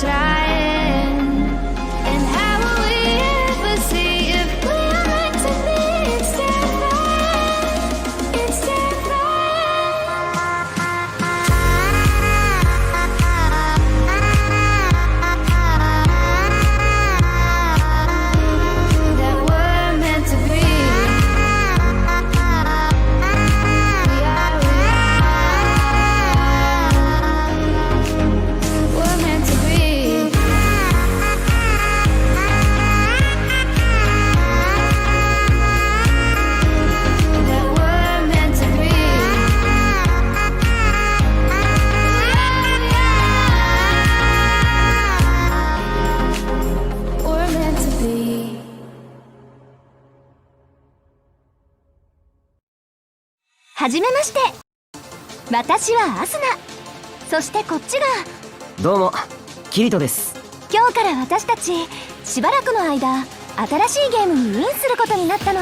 どんな世界なんだろうな。今回のゲームはチームワークが重要なポイントになるのよね。ああ、チームワークか。あ、ソロプレイヤーのキリトくん。今ハードルが高いかもって思ってるでしょう。バレたか。確かにチームワーク重視のゲームって慣れてないから。安心して、そのために私がいるんでしょ。キリト君、一緒に頑張りましょう。ああ、ありがとうアスナ。このゲームはとても有名でプレイヤーもたくさんいるって聞いてるから、がぜん腕が鳴るぜ。そうだね。それじゃあ早速ログインしてみよう。ああ、リンクスタート。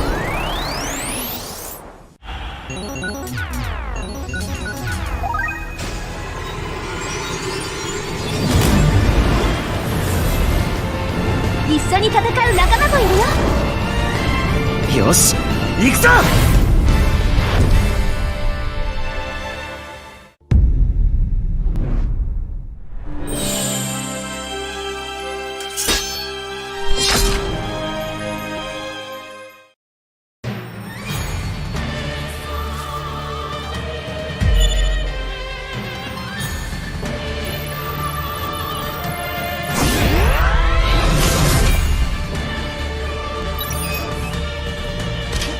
ライトニングボール、スタースプラッシュ。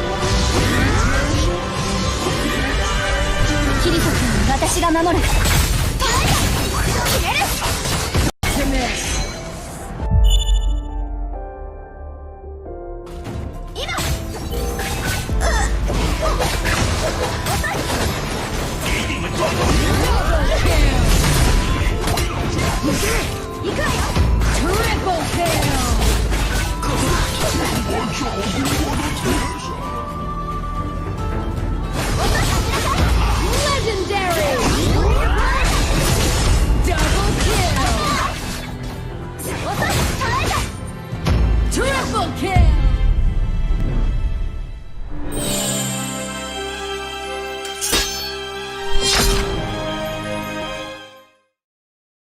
大事な人を助けたいって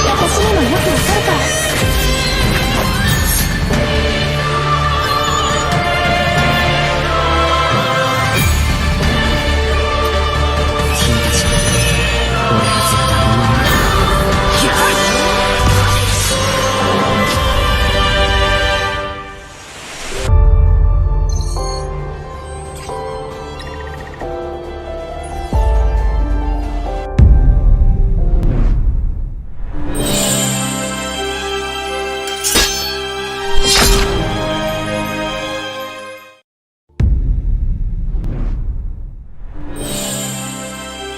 君たち、俺は絶対に守る。大事な人を助けたいって気持ち、私にもよくわかるから。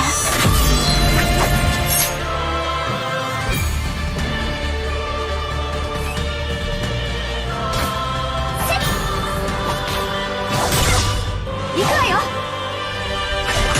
終わりよ。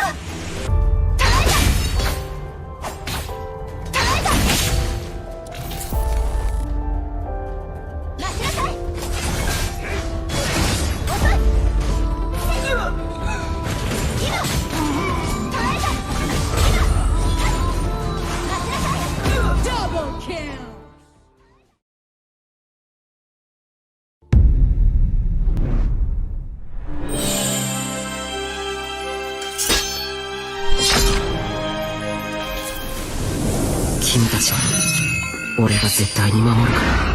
やっ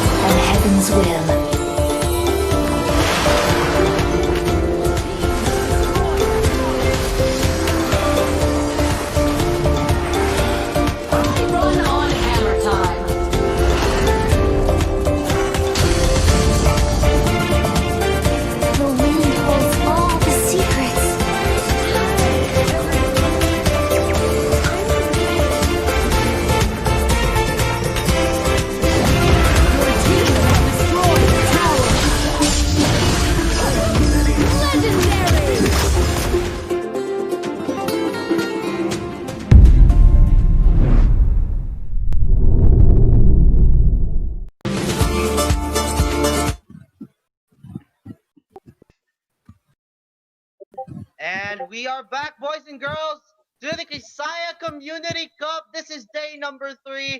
I am Izaq Plays, and joining me for the next series, it's gonna be Liyab's own Zeus and Yexiu for your casters. Boys, what is up? What are we expecting for this series? Yexiu, yeah, please. So, since this is my first time to shotcast in AOV tournament, so maybe in this tournament there is a big event here. There is a clash will be hotter here, but since this is my comeback in AOV since it's 2 years. So I don't really have any idea about what will be happening here in terms of their pickings. All right. Well, we're gonna be seeing BossGamingPH and friends on the blue side as they go up against the Kaisaya Fans Club on the red side. Looks like the Laville, the Florentino, and the Zip are already banned out for this third game. Let's see what the final ban is gonna be. But in terms of the draft, are there any interesting picks that we need to watch out for in this game, Zeus? Can you tell me anything? Yes, I think the first 2 bans of the blue side is a good ban. Because as we all know that Laville and Florentino is very powerful pick right now. And the other team, the red side, they banned Zip and Dirac, which is a good ban as well. Because if you give Zip, it can, save its teammate from a dying flash. I mean, they banned Dirac because, they might be planning to have an engaged composition. And I think this is a good first pick for the blue side, the Elendor, because this is a very powerful jungler right now, because they can flex it as well. I mean, it depends upon the composition of the enemy. It can go to DR lane or it can go jungle. That is really true. Oh, that's a pretty interesting flex coming in from BGPH. But for the side of the Kaisaya Fans Club, looks like they're gonna go with a combo between Kha'Zix and Omen. We know that Kha'Zix is gonna be this hyper support that just keeps looking for fights, and it's gonna help Omen out a lot when it comes to the rotations. For you, Yexiu, what do you think so far about these 2 picks coming from the KFC, Kaisaya Fans Club? In Kaisaya Fans Club, so Kha'Zix and Omen, I didn't know much. I didn't know much about them because when I quit AOV, I'm not playing that day, so I don't really have any idea what are the skills of Kha'Zix and Omen. But in Elendor, I think while watching other streams a while ago, in Elendor, I think it would be hard for team Kaisaya, the red team, right? Yeah, based on what I see though, I really like the lineup from BGPH. There's a Richter, there's a Malok, you have the Shock, Yes. along with Elandor as well. But now, for you, Zeus, looking at the first 3 picks so far, it's a pretty scary early game coming in from the KFC. For BGPH, it's a pretty stable all-around setup so far for the first 3. Who are you leaning towards based on the pick? Actually, Izaq, they have both ban. good picks on the first 3 picks, because as we can see on the Kaisaya Fans Club, they have this Kha'Zix, which is a good engager, plus Omen, which is a good engager as well.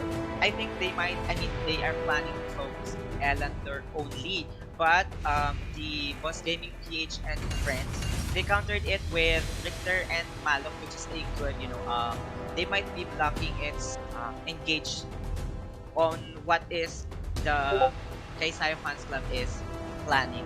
I think both they did have a good pick and bans. But let's see what will happen on the match later on. Yeah, I mean, like, looking at the bans right now, Volcat is already taken out here. Alice and Ignis gonna be pretty interesting bans coming into KFC.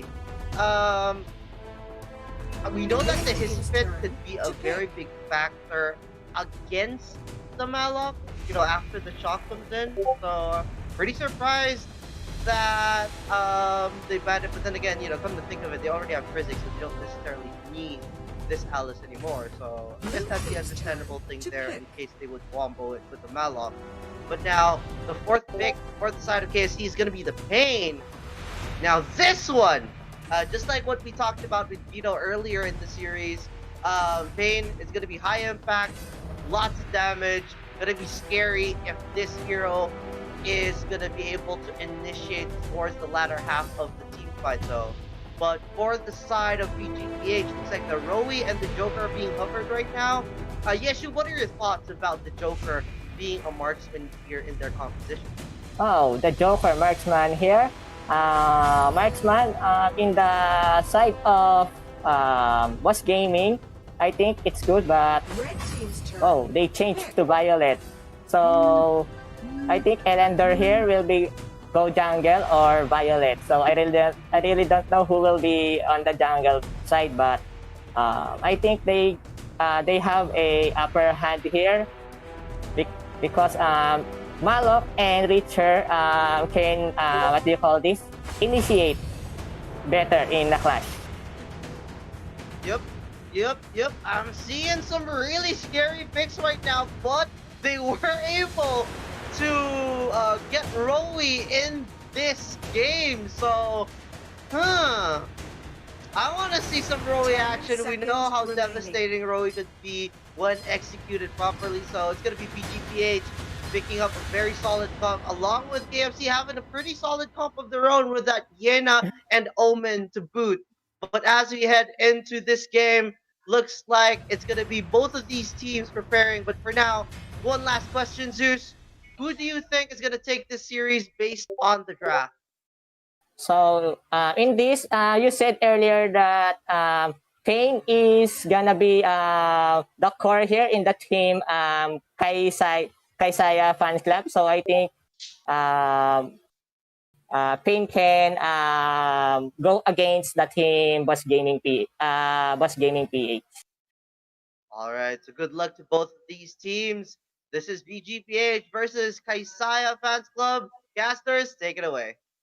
Yes, thank you very much, Izaq. But if you're going to ask me, in my opinion, on who has the best composition, I think it will be the Kaisaya Fans Club, as they have these two powerful warrior right now. I mean, they are, overpowered right now. The Yena and the Omen, which is a good pick as well, because Boss Gaming PH and friends, they have two marksman, which is a very good pick as well. Because if this match is going on a very late game, they might, the Kaisaya Fans Club might be having a hard time.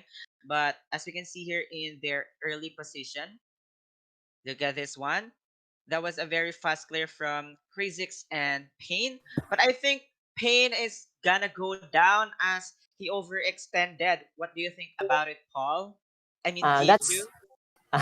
so Zeus. Thank you for that. Then about the Pain, it's too early for him to go there because that's a very big error in the early game. Because in the early game, since Pain is one of the core here, so I think he needs to be careful. So now on the B lane, there's a clash here. Malok, what do you call this? Malok and who's this? Sophia Nicole? I don't know Rui. who's that. Rui. Thank you. So they get engaged there, but here, what do you call this? Panic still firing on the bottom lane. Let's see what will happen here. So who's this hero? That hurts Zeus. I think It's the Yena. rotation here. I think the early rotation here made by the Kaisaya Fans Club is very good. But as we can see here, they invaded the red buff of Kaisaya Fans Club by the Boss Gaming PH, and that made Fennec to be gap. So as we can see here right now, they are having an engage here. That was a good engage by Kha'Zix. So right now, and they are having a clash. Zip got killed. Oh my god. Look at that. engaged by the Boss Gaming page because they know they are. I mean, they are what they call this lamang in the early game. So They have a upper they hand. maximize it. Yes. So right now, Violet is taking objectives as well as together with Ruby. So I think that was a good 2-3 composition because Violet is not that OP at the early game. It needs to be scaled. So right now, that was a good save by Rui. So what do you think about it, Yexiu? So yeah, yes, about that. So in the Abyssal a while ago, they want to get the Abyssal Dragon, but the red team here, that team Kaisaya Fans Club here, contest here, so they got killed the Violet a while ago.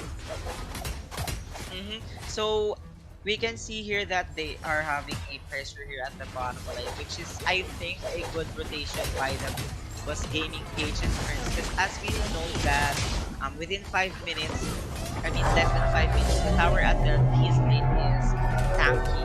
You cannot push it unless someone has to die. But at the bottom lane, which is the near side, it's not that tough. You can push it within 2 minutes if you're that fast to clear or go into an objective. Oh. So I think the early rotation here made by the Boss Gaming PH is pretty good. So let's see what's happening here, Yexiu. Oh, on the bottom lane, there's a clash a while ago. The trade there is 3-2.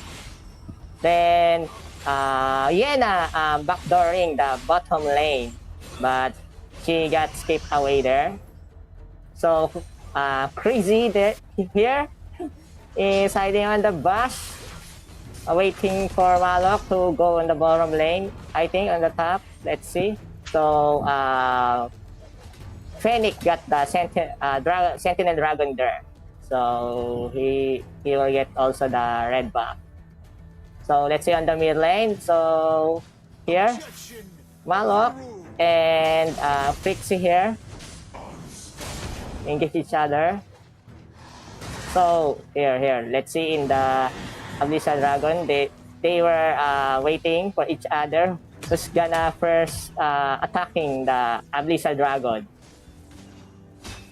So I think the early rotation, Team Kaisaya Fans Club here is focusing only on the objective. I mean, they are not engaging that much, just like Boss Gaming PH is doing, but they are just, they want to scale this Fennec because at the late game it's gonna be so painful. So as we can see here, there's a 5-man clash here at the bottom lane. The Kaisaya Fans Club is doing well in protecting the tower. Malok engaged in, and that's it. So I think Boss Gaming PH won this clash. So that was a good initiation or ultimate from Malok, no? Because he catched most of its enemy.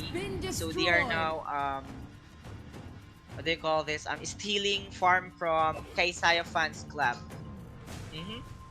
So I think what the Kaisaya Fans Club did that is to just cleared out the minion wave and then go back as they clear the minion wave because some of them are half HP and they cannot fight. So it's Fennec who's taking objectives again, going into its farming and farming. So what can you say about this issue? yes. Oh, so a while ago in the bottom lane, Elandor poking the red team. Then why about that? The other teammates of Elandor pushing the first tower in the bottom lane. Then Malok got engaged there. So that was a good initiation by Malok. He got the 4 teams in the Kaisaya Fans Club. So here in the mid lane, there's a situation. Who's this? So also the top tower got destroyed by Team Kaisaya PH, and now there's a clash here. They chasing the Freezy here in the top lane. I don't know if they go dive in. Okay, Elandor. On the bottom lane, let's see what will happen here. So they were pressuring the bottom lane. So they dive in and Fennec killed the Violet there. What a nice move by Fennec and Yena. So here comes the backup here. Malok using his ulti. Yena got killed by Malok. Then Richter still chasing Fennec here on the mid lane. Okay. So Xheezy got away from there. So they were pushing the mid lane, the first tower in the mid. A red team tower has been destroyed. I think So it should be Violet who gave the tower. I mean the bottom tower, because he has no nearby teammate. But I think what the BossGamingPH and friends is doing here is the 1-2-2 rotation, because they have this 2 marksman. I mean, it would be best if Elander is accompanied by this Rui or Malok, and then Violet is accompanied by Rui or Malok as well, and then that's it. But I think Kaisaya Fans Club is just focusing on the pushing or objectives. They are just stealing, and then they are just keep on.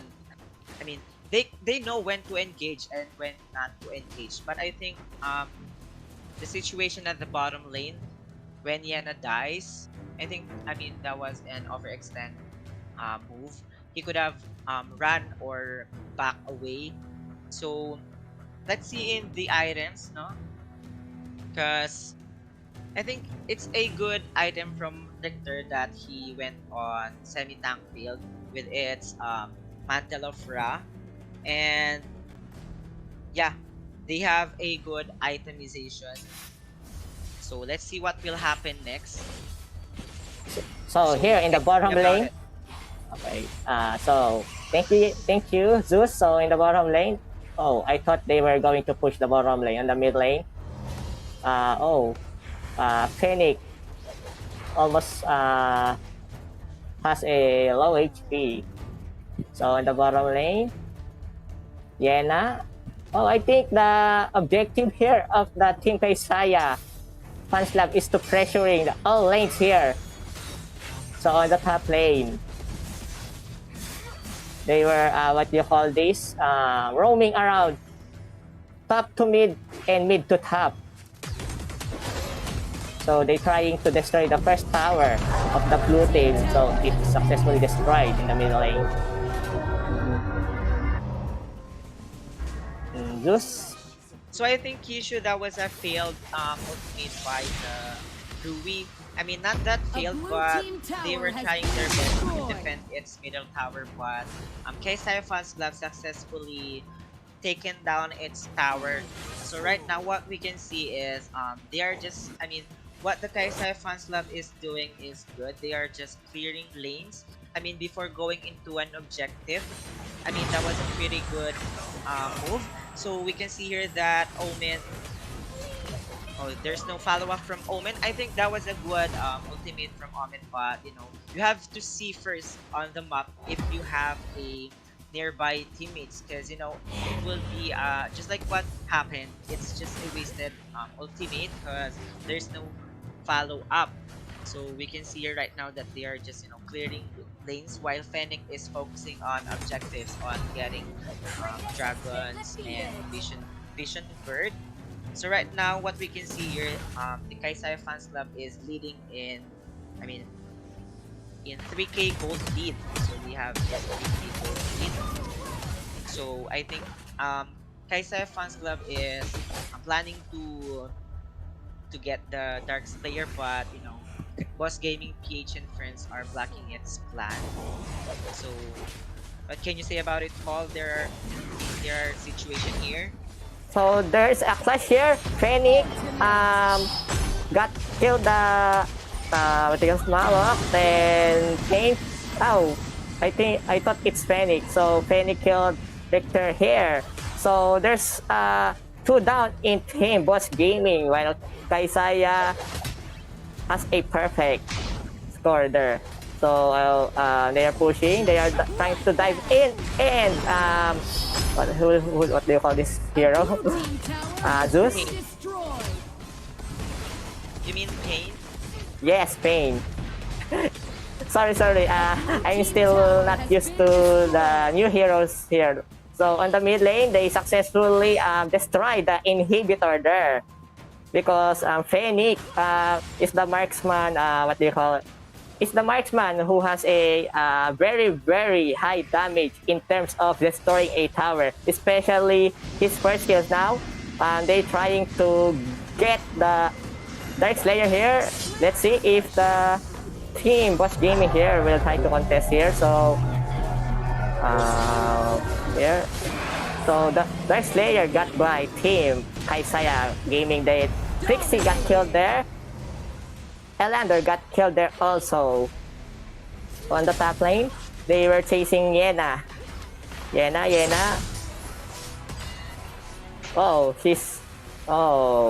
She's successfully escaped there, but on the mid lane, Richter got killed by Omen. So I think they're gonna push on the mid lane. And on the bottom lane, Omen trying to push on the bottom. I don't think so if they can destroy, and Fennec got destroyed the third tower on the bottom lane. So here we go, there's a clash, another clash here.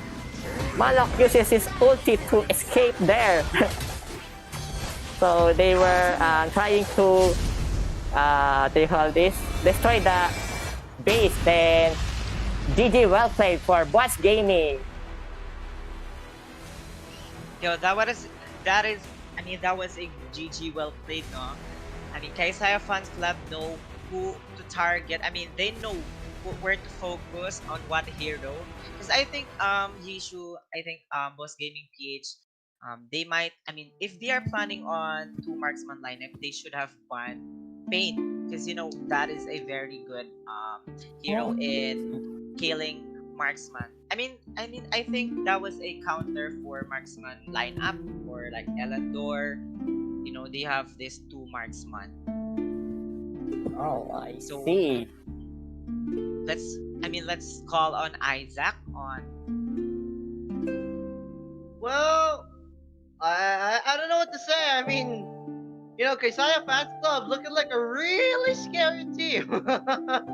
I like the draft coming in from BGPH, but at the end of the day, you know, looking at that early game, looked pretty solid. But going towards the latter half of the game there, KFC just seems to know what to do better in terms of the macro, taking control of the map, making sure the waves are in their favor, and eventually they just overwhelmed BGPH and friends and took that win there in very dominant fashion. But, you know, that goes to show that even if they were a very solid team, BGPH still tried to do their best and still seemed pretty close at the end of the day. But for now, before anything else, I'm just gonna ask Zeus here. Zeus, what do you think was the deciding factor for Kaisaya Fans Club? Why did they really win this series? So I think Izaq, what KFC, their winning moment is that they picked Pain.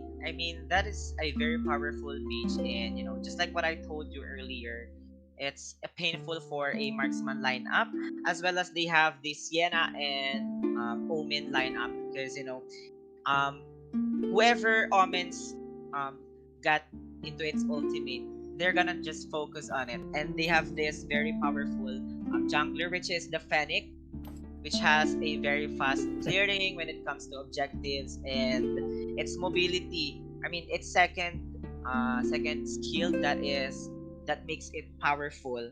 Yeah, and it's perfect engager, the Kha'Zix. Yeah. And that's it. Alright, so there we go, boys and girls. Congratulations to Kaisaya Fans Club moving on in the Kaisaya Community Cup. The Fans Club lives right now. But for now, we're going to be taking a short break before we head into the next series for this evening.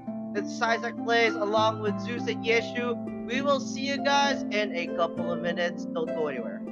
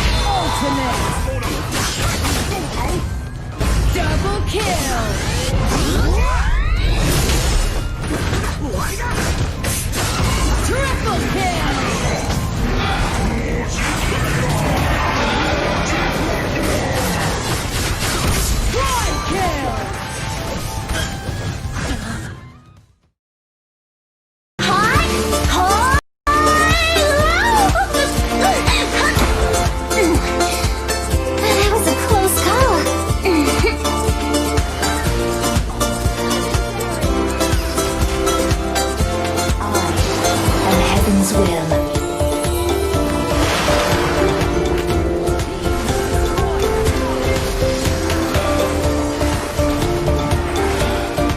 Run on hammer time.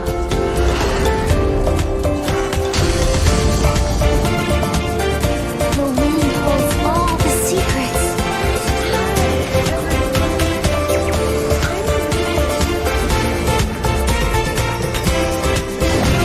Your team has destroyed the tower. Legendary.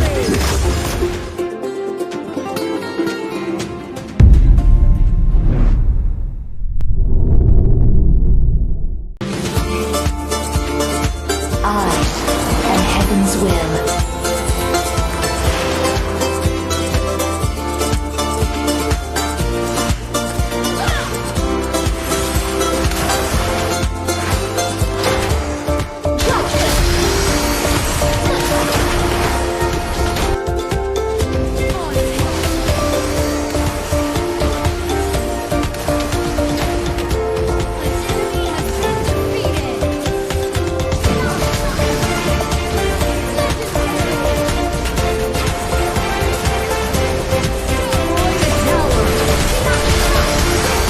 Your team has destroyed the tower.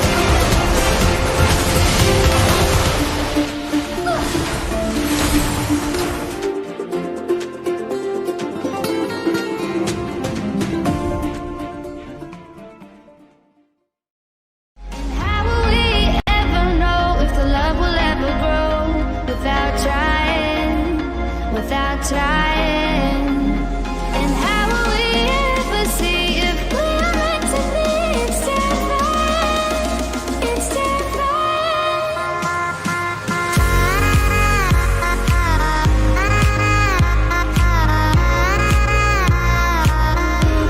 That we're meant to be.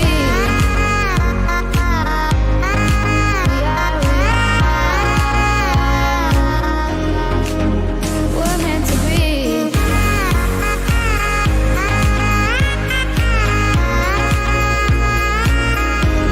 That we're meant to be.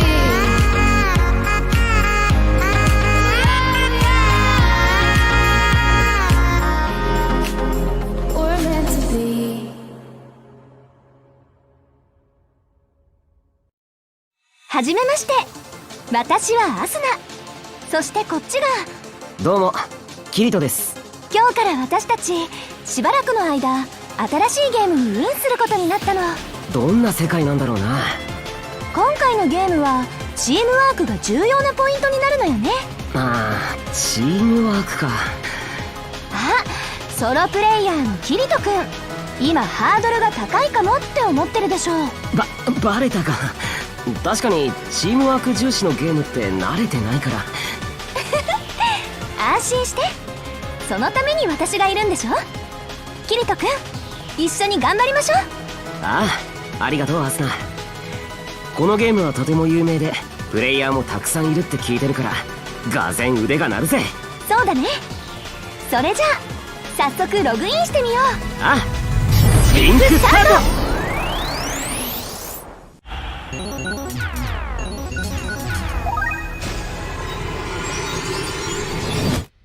Alright, boys and girls, we are back here at the Kaisaya Community Cup, day number 3. I'm Izaq Plays, and joining me back at it again, it's gonna be Zeus and Yexiu for your casters. We're gonna be seeing Liyab, Haliya go up against RVG, the Revengers. So, let's talk about this one first, Zeus. What are your thoughts on these two teams?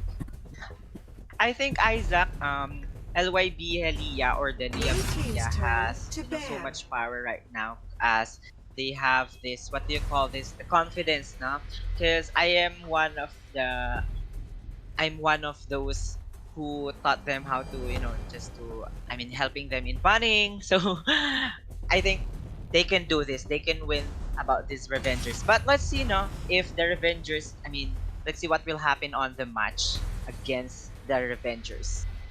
Yeah, I'm seeing some very familiar names here on RVG, some of which I've played with very often in the past. But looking at the picks and the bans for this one, Kira is taken out, and Landor being banned out by Haliya.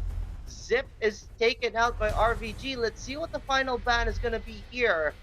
But based on the bans, seems pretty standard. Nothing too different. There could be a Dirac ban or a Florentino ban. But looks like they're gonna be going with a pain ban instead. So that leaves a couple more heroes open here for the side of Liyab and Haliya. Yexiu, what are you expecting for the first pick? First pick. So I think if they are picking the Richter here, I think it's gonna be a in Dark Slayer lane. So in the team Revengers here, they will pick Level or Dirac. So Dirac, I think it's a tank here or mage. So Level is okay. Yeah, this is a very scary lineup. First two picks coming in from the side of RBG.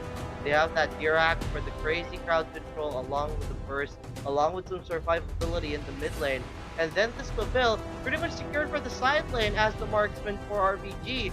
But looks like Liyab and Haliya are going to be answering with a Caphony, and then possibly their support pick, which is looking like a Lumber.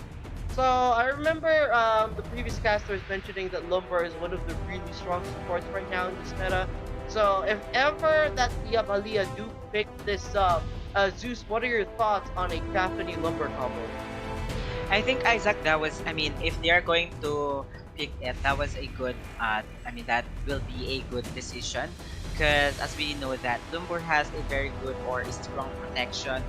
When it comes to its passive, it will make its teammate much tankier, and then its ultimate that is a big crowd control, but they pick Caphony and Lumber anyway, which I think a good decision. But let's see what will the Revengers is gonna pick, but their two picks is very good as well. Two powerful heroes right now in our current meta.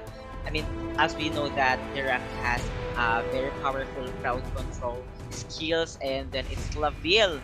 The ultimate is gonna be, if it hits you, you're gonna go to sleep for at least 5 seconds if you don't have any resistance at all. So they lapped into Kha'Zix. So what do you think about it, Izaq? Well, hard to gauge. They have a Kha'Zix, but they're gonna need to pair that up to make it even better. The Vil, we already know the potential that this marksman has, along with the Dirac. Could be really devastating in the team fights depending on how they execute. But looking at the bans this time, a mid laner being taken out by RVG, they don't want to deal with this L'Oreal at all, so they're gonna ban that out. Kreknak is being hovered as one of the bans here for Haliya. So I'm assuming that they're going to be targeting two junglers for their bans, given that RVG don't have any junglers just yet. But for you, Yexiu, what do you think are the scary junglers going to be here for the side of RVG? RVG, right now the Kaisaya here, the team Liyab, Haliya banned Kreknak here because Kreknak is the one of the scariest assassin here or the jungler here in AOV. So in the team RVG, I think they gonna pick Zephys or Murad or Zanis here, because those hero that I know in AOV so far. So other junglers here, I don't really know yet about their skills. Well, looking at the bans here, I like that ban. We know that usually Kha'Zix Zeus is gonna be paired up with that Omen, so looks like your teachings have really put them in a really good spot. Without the Omen combo along with that Kha'Zix, that means that RVG are gonna need to relegate from a completely different hero in the top lane. I like that as well because I know Killjoy for a fact is one of those really prominent Omen users here in the AOV community for the Philippines. But Looks like they're gonna be locking in the Malok instead. The combo with the Kha'Zix. Gonna be really, really interesting how they pull that off in the rotation. But now, Liyab Haliya covering their mid laner. Could be a Crixie, could be a Zata, could be so many different mid laners that they could pick up. But Kiritan right now, not really showing the pick that she wants just yet. So let's see here. Looks like Crixie is the major choice right now. But how about you, Zeus? You mentioned that you've been helping out Liyab Haliya quite a bit. So, do you think that this Zephys Crixie would be the best pick right now? Thank you, Izaq. But I think LYB Haliya's draft here is good as of the moment, because they banned Kriknak and Omen. That is hard for Kafini to roam around, and in the clash, because it might burst Kafini, that. But I am seeing here in LYB Haliya that they have the perfect engager, they have the perfect backlane, and they have the perfect protector, which is the Lumbur. But on the other side, they have also what we call the Malok, which is a very good initiator and a protector as well. If its ulti is for engage, which is good. If its ulti is for protect, you're just going to use your ultimate when the enemies engage. So that is a pretty good as well. But I think LYB Haliya is they might focus on Dirac because of its crowd controlling abilities. So what do you think about it? That's my idea about it. Well, I don't know. I want to see some Zephys knockoff matchups coming in. But for now, it's going to be Liyab Haliya on the blue side as they go up against the Revengers here on the red side. Good luck to both teams as we head into the battlefield. Casters, take it away. Thank you so much, Izaq. So, how about you, Yexiu? Who do you think has the best composition in this match?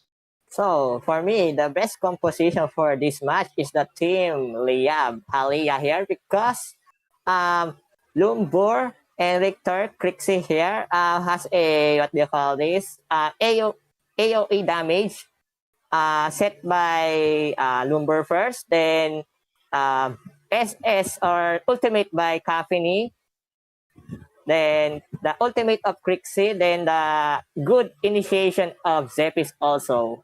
Because Zephys is one of the strongest jungler here in AOV. So in the team Ranger here, so Malok has a, like you said before, he has a good initiation, also a protector here for the marksman in mage. So Zeus. So what we are seeing here, there's they're just going on clearing the waves. So I think Kiritan here, is doing a pretty good in resetting the jungle camps of Zephys, because as we all know that enemies might steal your jungle, so that's why Kafini resetted it. So I think it's good as well that they are taking this Vision Bird, but we can see here that Dirac and Kha'Zix stealed one of the small camps here, and that might lead to gap of Zephys to gain its level 4. So how about you, Yexiu? What do you think about what's happening here? It's a good. So like you said before, they got the first one of the jungle here for the team Liyab, but I think Kaisaya here or Zephys here is still going in level 4. And then on the top lane, here we go. Victor and Malok here, one-on-one, but here in the middle lane of the jungle, Lumbur is still guarding the jungle because he wants to secure the sentinel Spirit Sentinel, I mean. So Zepis, go here. I They think want you to- do what the Liyab Haliya did here is a good poked out from Nakroth because they are guarding the Sentinel, but Nakroth stealed it from them. So I think they are now focusing on the Dragon objective because we know that Nakroth used its Punish in. So right now, so that was a good call from the LYB Haliya that they, after they got the dragon, they backed away, right? I mean, they backed right away. So right now, what we are seeing is they are just rotating from mid to bottom because, the focus objective here at the early game is the dragon lane, which, I mean, the tower is not that tanky compared to the Dark Slayer tower. So, take it away, Yexiu. So by the way, so right now, they got the Dark Slayer, first Dark Slayer. I mean, Abyssal Dragon for the first game. Then Zep is here, still farming on the top lane. There's a situation.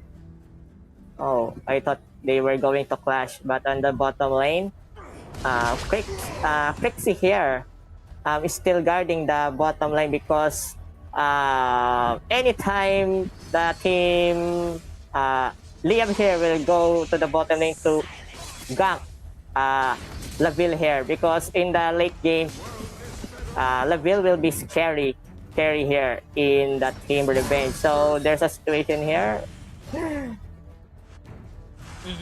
Looking at the items issue, no, I think Happiny should buy or prior, the gilded grips or the anti-resistance boots because the Revengers has a lot of CC, the Malok, the Physics, the ultimate from the Veil and the ultimate from Malok. So there's a situation here at the middle lane. Malok jumped and that was a good ultimate from Dirac. So what we can see right now is that LYB Haliya lose that clash because the good initiation from Kha'Zix is good as well. That it engaged 3 of its members. The members of LYB Haliya. So they are now focusing on the objectives, which is a good decision making because after they pick off members from LYB Haliya, they quickly go to another objective. So what can you say about it, Yexiu? On the mid lane a while ago, they were clashing, right? So I think that Crixie here is to stay long on the mid lane. That's why she got killed there. And the other teams got a victim. Also got killed there. 2 of them got killed. So right now, the middle lane, they want to go on the top lane. Victor here, chasing by Nakroth. He successfully escaped there. So Zepis here will try to get the red buff, but see the Nakroth here trying to steal the red buff, and he is successfully stole that buff from Zepis. I think that was a good steal from Nakroth as it delays Zephys. And I think the rotation here made by the LYB is that they are trying to impose the 1-3-1 rotation, which is a good as well. But it's getting into mid game. It's 6 minutes already, so the enemy can focus now on the top side as the tower is not that tanky compared to the early 5 minutes. So we have a situation here. I think the Nakroth here is very good in targeting the main core or the main damager of the LYB Haliya. So we can see here that Victor getting into a situation. So I think that was a pretty their Nakroth is flaky. It can go into anywhere. So After that, they are now focusing on Dragon objective, which is a pretty good sign that, you know, after they picked off some and the LYB and Haliya, they went into an objective quickly. But we can see here that LYB Kiritan focused on the pushing, pushing the enemy's tower. So there's an exchange of objectives here. So what can you say about what's happening here, Yexiu? So right now, they are going to oh, they got away each other. But like before, you said before that the team Revenge here, focusing on their objective. First they got the second Abyssal Dragon, then the Valor pushes the top lane. The top lane got destroyed. So right now, they have the upper hand here.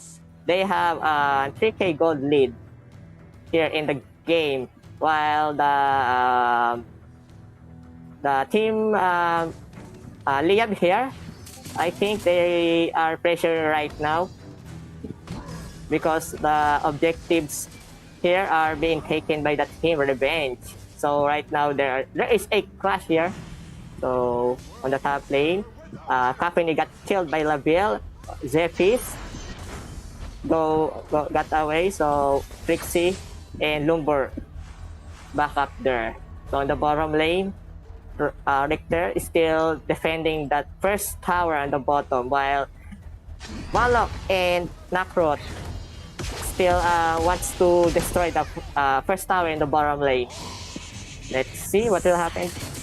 I think Yexiu Company overextended on that scene as it, you know, contest or brawling against the Laville, which I think not that good decision, but you know, you could have waited or cleared out minion lanes and then fight when you have a nearby teammate. So we have a situation here at the bottom, but I think that's just a poking or a normal brawling. So we can see here right now at the middle lane, Nakrut is focusing only on the tower. They successfully taken down the first tower at the middle lane. So let's see what the Liyab Haliya will do, that they don't have any first towers right now. So let's see here at the gold lead of the Revengers. They are now at the 5k gold lead, and the items here, I think just like what I told you earlier, the Crixie and the Company here should have chosen gilded gears. They have chosen, they might, or they should have chosen that boots, because you know, as I told you earlier, that the Team Revengers has a lot of crowd controlling abilities. So Liyab Haliya here is trying to push down the tower. Bliss engaged in with its ultimate Zephys. So they successfully taken down the tower. Plus, they successfully killed their rat. So let's see. So what can you say about what's happening here, Yexiu? So Malok here uses his ulti to get the two of the team Haliya, and they successfully killed the two of them. Right now, I think their objective here is to push again or to get the next there, but I think not, because Nakrot is in the bottom lane, trying to pressuring the team Liyab here. So in the middle lane, Malok and Crixie here are together, blocking the wave in the mid. So right now, I think they want to pressure all the lanes because they control now the jungle's farm. I mean, enemy's jungle. Sorry about that. So right now, there's a situation here. Malok uses ulti, and Yexiu uses her ulti also. Malok got escaped there successfully, but Richter got killed by Laville. So Zephys got away also. So here in the middle. So what are you saying? Go on. So I think it's done. It's up to you, Zeus. What can you say about that clash earlier? I think that was a good call from Kaisaya that he engaged into enemy. I mean, the enemy there is just two, but I think that was a quick follow up or a good follow up from the Revengers since they are using Nacross. It can easily or rotate faster than Zephys, and I think LYB Haliya here should have focused on the one enemy. I mean, the good focusing, and then so let's see what will happen here. So Blaze is just holding on to the long bush. So let's see right. what will happen here. Yexiu. Oh. So with regards to the itemization, I think Nakrot has I mean, far gold lead from Kaisaya. Hmm? So we have a current situation here. They are just positioning on Dark Slayer because that will be the next objective here. So Pixie poking out Krizix. So what can you say about what's happening here, Yexiu? So right now, Revenge here, getting the next layer, and Manok here, zoning out the team. Liyab here, so right now, they are flashing now. The next layer has been summoned. Manok got killed by Richter here, so one down for Team Revenge, two down for Team Revenge, I mean. So that was a, I think that's not good idea for them to flash earlier because I don't think they got carried away because they have the Dark Slayer, the dragon.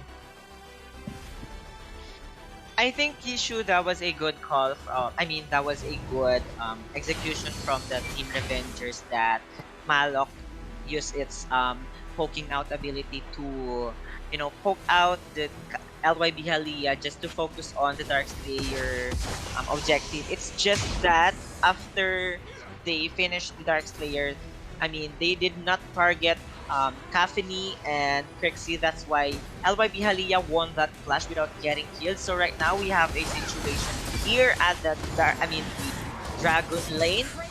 Are they going to? Oh, they just focus on pushing down the middle tower. So let's see what will happen here. Yexiu. So Malok uses his ulti, but no one's getting hit by that. So they are just focusing on their objective, getting the farm here. So okay, so the team Liyab here hiding. So there's a flash here. Krixie here, still chasing by team Liyab. So Krixie got killed by Kafini. There's a follow up by team Revenge. So Zephys got killed there. Oh, the Malok got the two of them. So Labil got killed the Kafini here. So they're trying to chasing the three of them.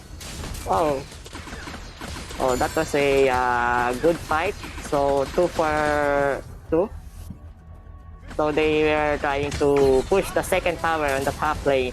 Oh, Krixie got stunned here. I think she will be killed here. So it's a wrong move. Oh, Malok dive in on the third tower. Then Laville, look at the Laville. He is a free hit there. So they got the inhibitor here. So then Richter got killed by Laville also. So here they come. So GG, well played by team Liyab Haliya. I think what happened there is that after they chased Krizix, they should have backed together because after that they went on to separate ways. That leads to Kaisaya getting killed because he separated his way on its teammate. So I think they should have left Kaisaya there to die in order to defend its tower before getting killed. Hmm? So let's call on Izaq here.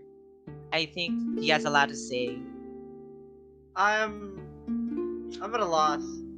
I mean, I like how both of the teams played. There were some misplays at the end of the day, but it goes to show that the Revenger is really showing up. And even if it's an all-girl squad from the Haliya, but RBG showing the respect that we're not gonna play any less than 100%. We're still gonna show our best and try to battle with the Haliya and have a really good game.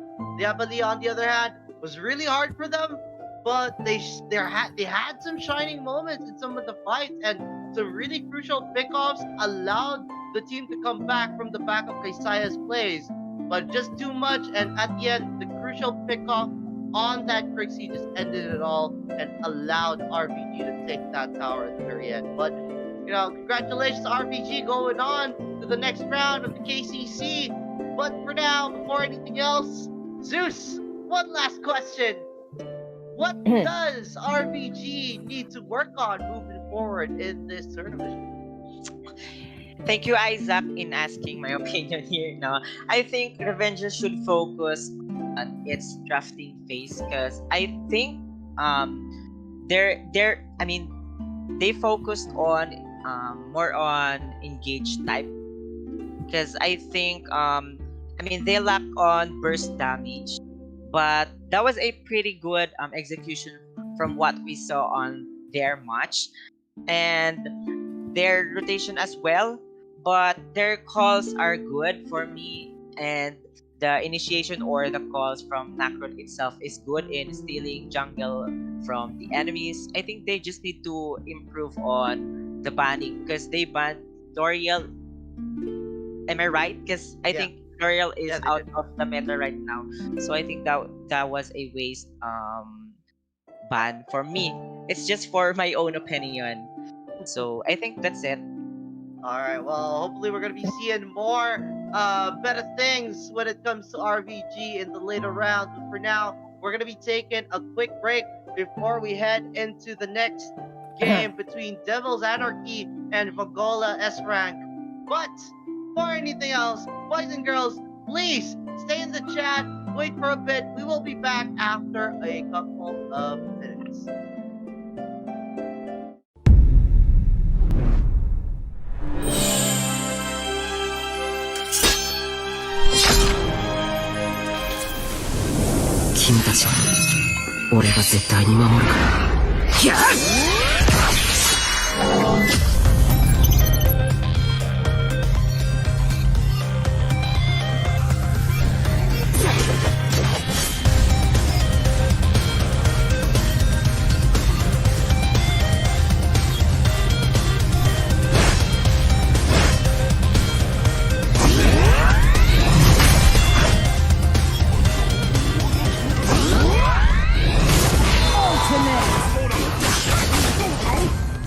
Double kill!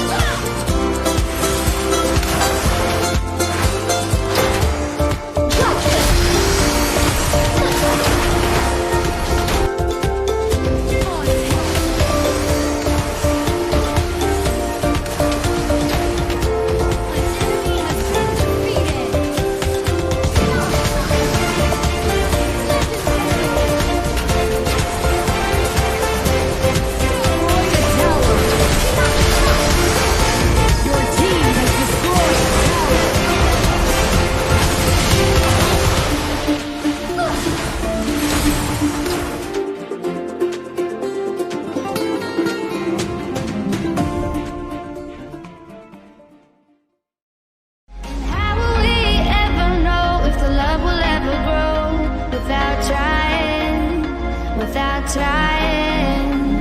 And how will we ever see if we are meant to be? It's terrifying. It's terrifying.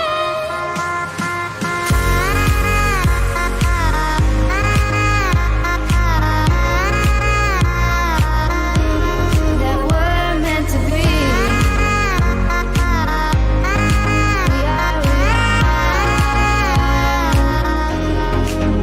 We're meant to be.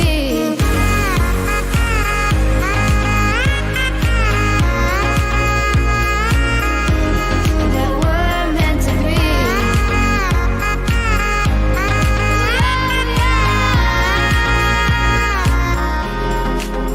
We're meant to be.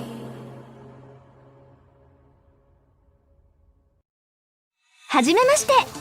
私はアスナ。そしてこっちが。どうもキリトです。今日から私たちしばらくの間新しいゲームにインすることになったの。どんな世界なんだろうな。今回のゲームはチームワークが重要なポイントになるのよね。ああ、チームワークか。あ、ソロプレイヤーのキリトくん、今ハードルが高いかもって思ってるでしょう。バレたか。確かにチームワーク重視のゲームって慣れてないから。安心して、そのために私がいるんでしょ。キリトくん、一緒に頑張りましょう。ああ、ありがとうアスナ。このゲームはとても有名でプレイヤーもたくさんいるって聞いてるからがぜん腕が鳴るぜ。そうだね。それじゃあ早速ログインしてみよう。ああ、リンクスタート。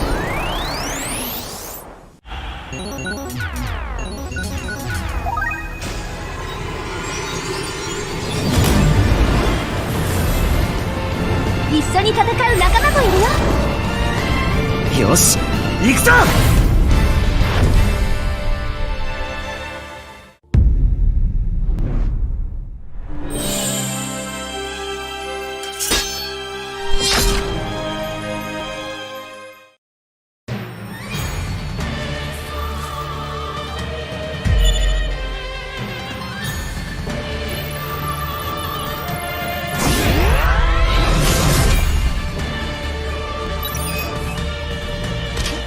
ライトニングボール、スタースプラッシュ。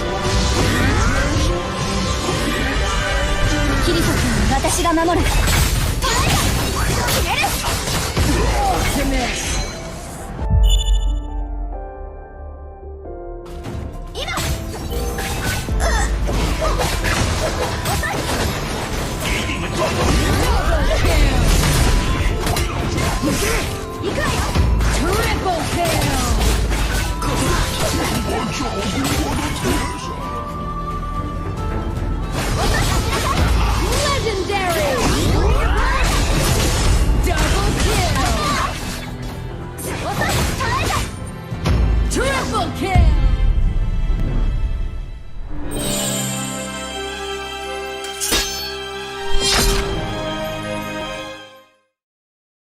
大事な人を助けたいって気持ち、私にもよくわかるから。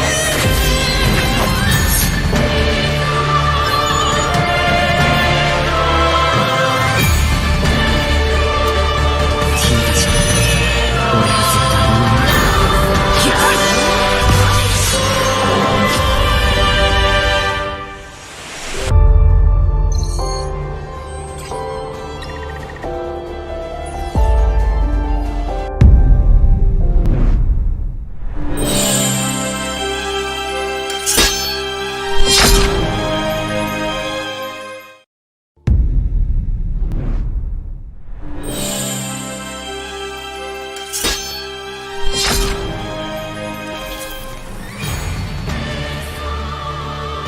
大事な人を助けたいって気持ち、私にもよくわかるから。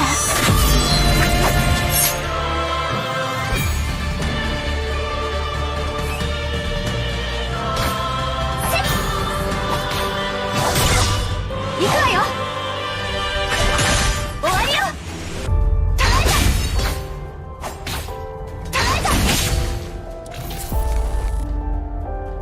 待ちなさい。遅い。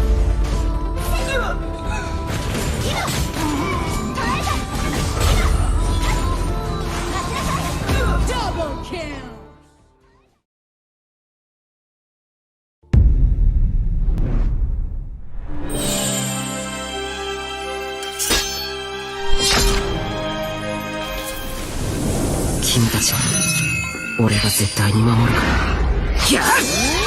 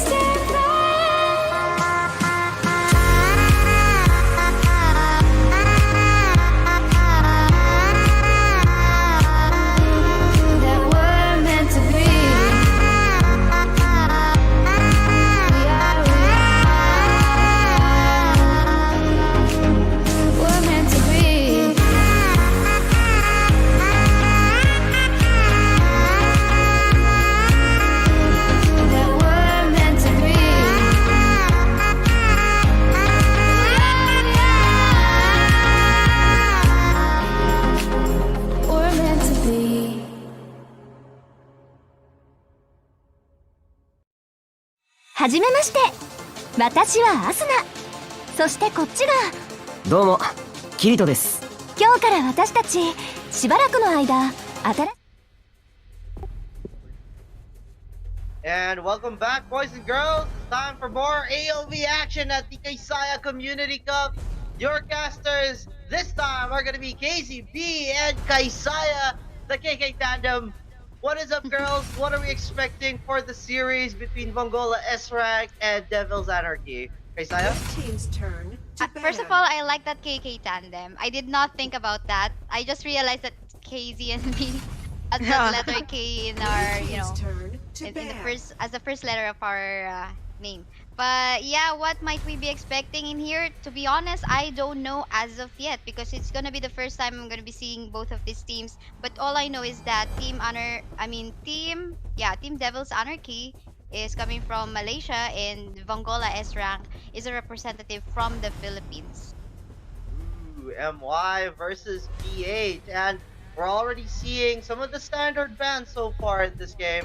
Kira taken out, Elandor, as expected. Izaq is going to be banned out for Devil's Anarchy here. Let's see what the final ban is going to be for the side of Vongola S rank. How about you, KZ? What are you expecting for our PH representatives here? I'm actually gonna say the same thing as Kaisaya because I'm not actually familiar with either teams, but I do expect some good plays and some action-packed clashes for this match. Alright, there we go. There's gonna be a zip ban for the side of the red team. Let's see what the first pick is going to be. This could practically show some info for the side of the red team, or it could be a flex pick, just like what we've seen in the other game so far for today. But with 30 seconds on the clock, ooh, interesting. Okay, are we gonna be seeing some Elaine action for the Malaysian squad here? Kaisaya, what are your thoughts on Elaine being picked up first? You said it already, it could be a flex. This Elaine could go maybe in the jungle or on the side lane. So we don't know, but all I know is that there's a lot of a good potential for this Elaine to get the sustain, get the damage, and at the same time the crowd control. It's just that you have to make sure though that you get the items for him first before you make him join the team fights. Meantime, I don't know about this Richter and Liliana pick. I like the Richter pick though. Richter is gonna be really interesting against Elaine. I don't know how it's gonna work out. I mean, you know, attack speed, true damage, Elaine's gonna have a lot. You have to save, you have a way to just execute as well. That's a pretty scary hero, if I may say so myself, but for the first two here, Richter and Ignis are gonna be locked in. So, KazeeB, what are your thoughts on Richter and Ignis together? I actually like these two picks. Personally, Richter, he's very he's also a flex pick, so you don't really know if he's gonna be a support or he's gonna be DS lane. So he's one of the prio picks in most tournaments that I watch.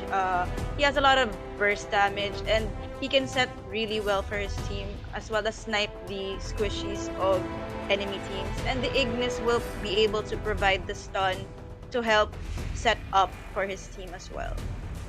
Oh, I like that answer. Ignis with the stuns, there's some sustain coming in as well, and some constant damage in the team fights. But with the Richter around, just snipe out heroes like Alistair or Laville before they could even react. Seems like a pretty smart pick now that the next two was shown by our Malaysian squad here.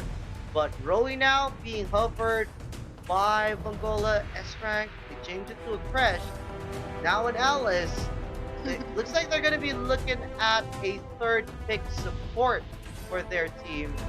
There are many supports that they could actually pick up here, and they're probably going to look for a good support to match up against the first three.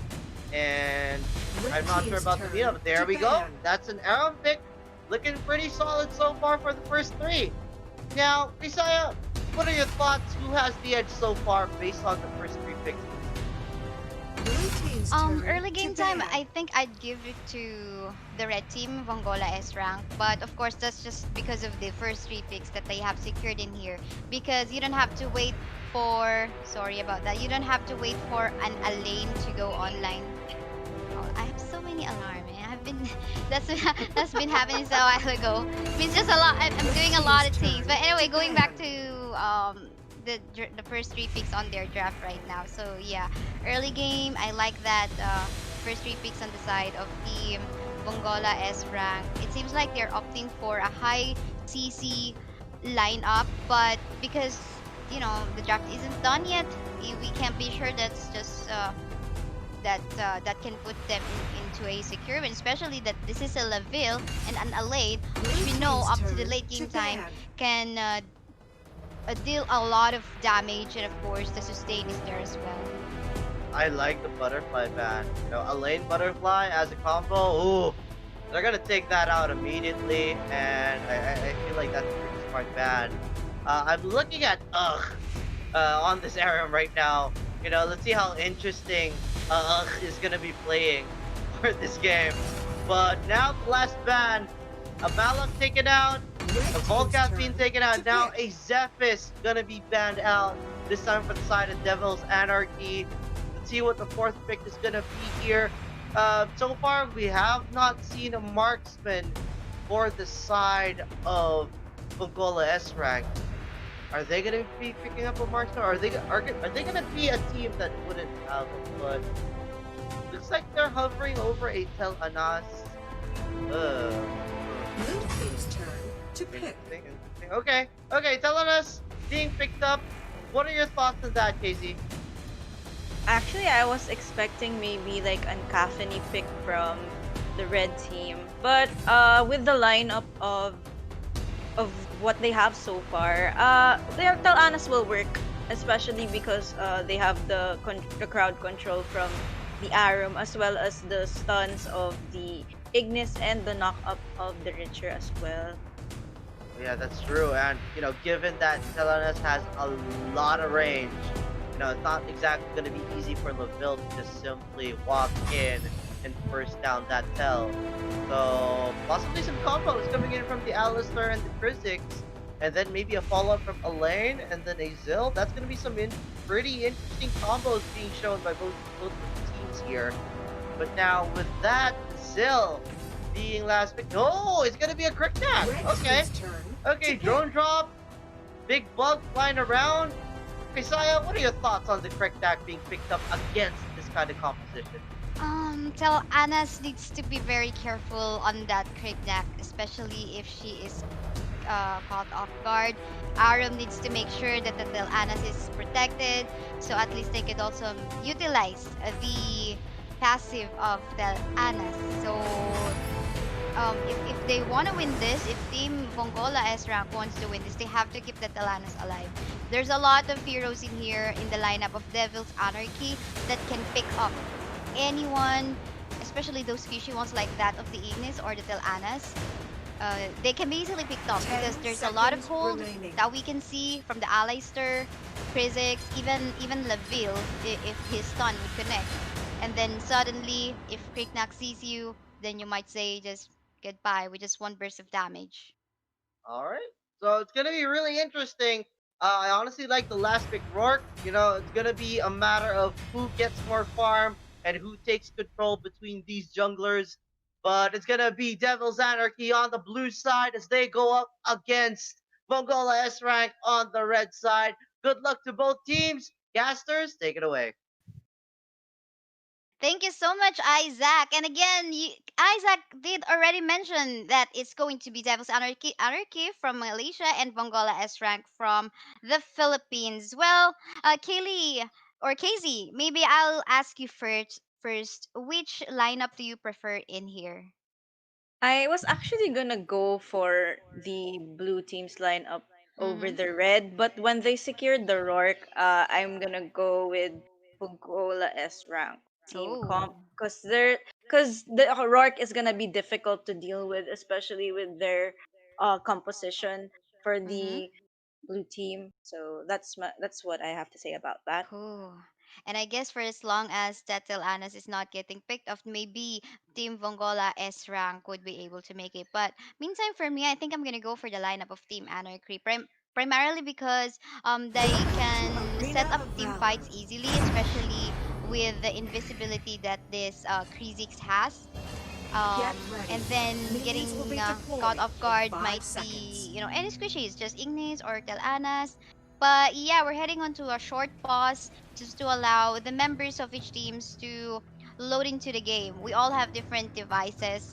It could be the best one that you got in the market or maybe not. But yeah, just to be fair, we're gonna have that pause. But for the meantime, I guess we can also do a quick rundown of the hero and player lineup.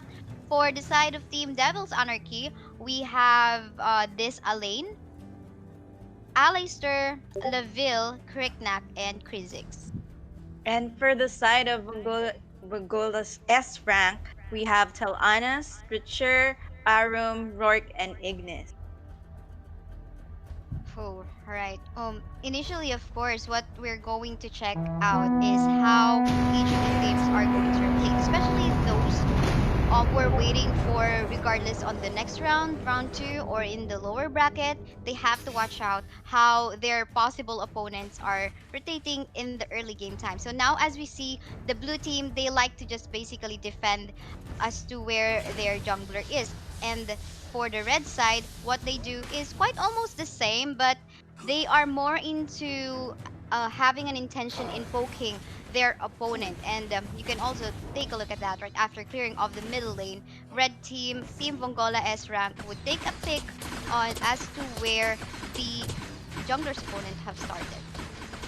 Yeah, I agree with you there, but for now we see that they're very playing safe right now. They don't want to be the one to give any advantage to their teams right now. Both jungles are being able to just farm with no contest from either side. And for now, we do see that the Kha'Zix is providing vision for his team. There are 3 members here in the bot lane, but they will retreat into their On the tower top. for now. First blood. Yeah. I I did mean, not they see were- that. Yeah, they were a little bit sneaky in there, and we weren't even able to, play by play that one right on time. But it's something that the Alain did not expect, because the blue team, Team Devil's Anarchy, did not check as to where their jungler's opponents have started. Alain wasn't able to take care or tower hug on the top side. If they knew that information, their side laners would have been able to play safe or go aggressive, depending on as to where their jungler is gonna be ending up after level 4. I agree with you there. I also, well, us as casters, we also didn't expect that clash to happen on the top lane, as we were really focused on the first clash being here in the mid, in the around this abyssal dragon, which is this S rank? I think this is S rank. Securing Yeah, the S rank. first abyssal dragon for this game, and I think that was really good on their part. So the rotations are really on point for Vongola S rank right now, and I think the vision that their support is providing for them and the protect that she's doing for that Tel-Anis is really working out for them. Yeah, well, and they're also having a hard time for whenever this Arim will throw out her lions. You can suddenly get CC'd from her ultimate, but to play it safe, you have to back away, do not engage, or else you will die. But for the meantime, seems like Team Devil's Anarchy is eyeing on the Spirit Sentinel objective. They have to wait in the bush though. They keep on showing themselves, and I'm kind of worried if they that if they continue doing that, they might get punished. But for the meantime, I think something's happening on the top side. Look at that. Alain forced to make use of his ultimate, backing away, back to safety. But Kriknak is here, not yet sure if he will go for a dive, but no, because Richter was able to do some play safe, back to the turret. There will be no engage, but I think this Rourke trying to eye on that Kriknak, and Kriknak will fall down. 2 casualties already in total on the side of Team Devil's Anarchy. They're trying to chase She-Devil, this Kha'Zix though, but no, they're gonna be poking that one out and focus on the buff instead. But they're not yet done, since they find this hero very low. They're gonna poke even more just to pressure them out. And I think that really went in favor of Vongola Esports there. The Rourke was very smart in positioning in that bush. He knew that the Kriknak at some point would pass in that area, and he was able to secure that kill for his team. He gave a lot of gold for his team because of the kills they were able to get from that clash. But while all of that was happening, our bottom lane here was pushed by the Laville though. And here, we see that there's just a little bit of poke onto our Arum here, and I think they're gonna go for this Abyssal Dragon. This is the second one of the game. You have 4 members of Vongola Esports trying to secure it, while the rest of the members of Devil's Advocate are here in the mid lane. The Then our Aram gets caught by the Alistair, and the rest of the members try to collapse onto the rest of the members of our Vongola Esports, but I think they will try to disengage the team fight for now as they have lost one member. That really was a really good clash for Devil's Advocate there. They really needed that so that they have more room to breathe in this map. Well, to be honest, I really like how Laville reacted when he saw 4 members or 5 going on to the top side to push and pressure the members. But meantime, before we talk more about that, we can see She-Devil falling onto the hands of Heroic once more. Good damage output coming up from the Laville, even flickering in just to hopefully secure one more kill. But apparently, there's also a way for that Richter to dash away. There is no support to remember on the side of Team Devil's Anarchy right now. They cannot force a fight because they will be put into a dangerous position because the Aram is still here with an ultimate available. Though be careful, Laville, don't go there in the bush. You don't have any support. Or there you go, the stun will connect coming from the Laville. I think they're gonna go all in, but nope. They said, okay, we have to stay disciplined. We have to wait for Chris6 for him to set up team fight. And yeah, just basically play safe. Yes, for now, that's what I think that they should be doing, because they have to really keep the waves pushing for them, because the bot lane was pushed way too early a while ago. So if that minion wave is left alone, it will be really easy for Devil's Advocate to get a second tier over just one clash that they start with their enemy. So we get a little poke onto the Aram here. I don't think that they're going to try to engage this team fight right now, but we do see that they want to take this vision. They're not all attacking it, but we see that they're going to set something up. The Arams being aggressive, but with disengage, seeing that there are 3 enemies to deal with, and she gets hit by the Ville's ultimate, but they will just disengage and try to get a kill onto the Ignis, but the Ignis was able to escape right there. Super lucky. Well, a while ago on the top side, we saw both of the teams hiding in a bush, but apparently seems like they are not hiding at all because they're trying to hit the Seagull. So if they really want to plan a gank, they should have been muted, don't do anything, don't cast any skills. And at the same time, when that time, I'm not too sure who they chased in there. I think it was the Ignis that Chris6 tried to chase. But for the meantime, let's talk about the clash happening here onto the top side. Cricknack trying to find the target from the backside, but did not do so. I think he was kind of hesitating because the Aram still got the ultimate available. But then again, both of teams just poking each other out. But yeah, going back to what I was talking about a while ago, Chris6 could have done a better set if he went for an ultimate to try to chase that Ignis a while ago. They could have picked that off, but then again, probably these teams would want to just stay objective in the game, just like the clash ongoing right now, poking each other out. What can you say about this happening right now in the mid side, KazeeB? I think right now, our Vongola Esports, they really need to be careful on where they pass and where they try to hide. I think they're struggling a little bit with this Aram support because our Devil's Advocate team has a lot of means to escape her aggression. Devil's Anarchy. And Devil's Anarchy, sorry. Where's Devil's Anarchy? I think that's something. I think it's a movie. Sorry. Yeah, so Devil's Anarchy. So I think that's what they're struggling with right now. But we do see that they're being a little bit aggressive trying to steal this Sage buff. And they successfully do take it, but they haven't gotten any objective except they were able to take this middle tier tower, which is a little beneficial for them since they haven't pushed a single tower yet. Ooh, first of all, I want to thank Mike and Tana for the 100 stars sent on our stream. And there you go, fight ongoing on the Abyssal Dragger Kratos side. And it will be secured by Excel. That will work. Yoshiro, though, forced to figure out, will be able to escape. Yes, he will. Ooh, lucky Richter right there. But meantime, She-Devil, the Chris6, I think he went onto the wrong side, going to the back line. no one to protect in there. Double kill. Laville was even far away, so I'm not too sure what they are planning on that one. Maybe KazeeB, this is something you can explain. I think they wanted to contest the Abyssal Dragon, and they wanted to secure that kill on the Richard because any kill for their team will benefit them, as 5v4 isn't really a fair fight. But they overcommitted in that clash, and they weren't even able to secure the Richard. And because of that, what are they called? The red team, they were able to turn around the fight, and then they won the fight and was able to even take the start to stay right. All of that was happening.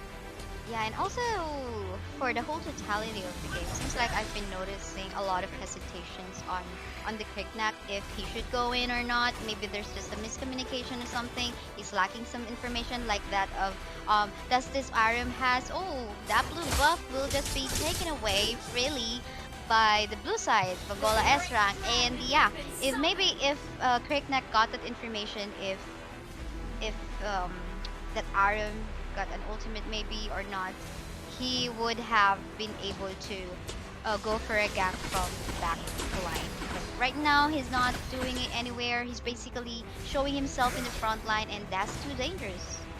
I totally agree with you there. I think the Kriknak's just being careful in terms of using his ultimate to burst down any hero. But they have a crash here. They collapse onto the Rourke and they secure him. But that was a nice clash for them, but it's not over yet. The rest of the team members are trying to secure more kills. The Kriknak's doing a lot for his team right now. And the Aram goes down, but the Tel-Anas is still alive, and the Kriknak though able to still secure that kill onto that Tel-Anas there. I think that was the clash that they've been waiting for. Yeah, for sure. I mean, in the draft, now that it is mid-game time, the Elaine is online, the Laville is online, and Kriknak getting the items that he needs as well, getting that Omni Arms, rank breaker completed. He is not scared to face anyone. Any tanky heroes could be an easy target for him, but I still feel though that this could still be anybody's game. We can say that, finally this is now going on to the hands of Team Devil's Anarchy, or maybe Vongola Srank on the red side, because one mistake it could lead to another exchange of situation. It depends though on how they're gonna execute it, like who must be the first target of this Kriknak. It could have been better if it was the Tel-Anas he was eyeing on, but no, Tel-Anas was even the last one to stay alive in that team fight a while ago. Yes, I agree with you there, but it was very smart of the Kriknak to enter the team fight since the Aram wasn't there to save him. He has to really be careful in terms of coming into team fights, because if he gets caught by the Aram ulti, he's gonna get bursted down way too early in the team fight, and he is what his team needs to get the amount of damage. We get an ultimate onto the Laville, but there's no follow-up from his team, and we get an ultimate onto the Aram. She's just trying to zone a lot of members from Devil's Anarchy, but they do secure a kill onto the Elaine, and I think the Rourke is gonna try to cleanse this team fight, trying to secure kills, and still very hard for Devil's Anarchy here, and aggression coming from Vongola Esports is not paying off right now, and that was a wipeout for Vongola Esports. That was a... Yeah, it is. Oh my goodness, this could be the end. Oh my goodness, yes, it is the end. Congratulations to Vongola Srank for winning that match against Devil's Anarchy. Oh my goodness. I mean, the Tel-Anas was preheating all the time. But let's call on Izaq. Maybe he has something to say about what we saw a while ago. Well, pretty dominant performance coming in from Vongola Srank. Look at that. Tel-Anas questioned it in the draft, but it showed some promise. 4-1-2 with 10k gold in terms of the net worth. But of course, the man with the plan excel with the 4-1 and 4 on that Rourke. Really solid stuff, and it just gave that Cricknack a really hard time. So, looks like Devil's Anarchy gonna need to go back to the drawing board for that one. But of course, let's break it down a little bit more. Kaisaya, what went wrong for the draft of Devil's Anarchy here? Devil's Anarchy. I mean, for me, it's okay. Their draft is okay. I even voted for the draft. It's the execution that what went wrong for them. First of all, the Kha'Zix is not able to properly set up team fights, or maybe if it's not the Kha'Zix, there's no connecting ultimate from the Leville. There's no hold even coming from the Alistair. That's why we can see the Cricknack is having a hard time going into the team fight, because there's no set being pulled off by Devil's Anarchy. But if there was, maybe the Cricknack will have a good time or an easier way to even find the Tel'Anna's target onto the backline. Alright, so with that being said, hopefully there is a bounce back coming in from Devil's Anarchy, but congratulations to Vongola and Srank for a very, very solid performance. As we head into the final game of this evening, we're going to be seeing Team 11 PM Curfew as they go up against Moonlight Valiant. Boys and girls, don't go anywhere. We will be back after this short break.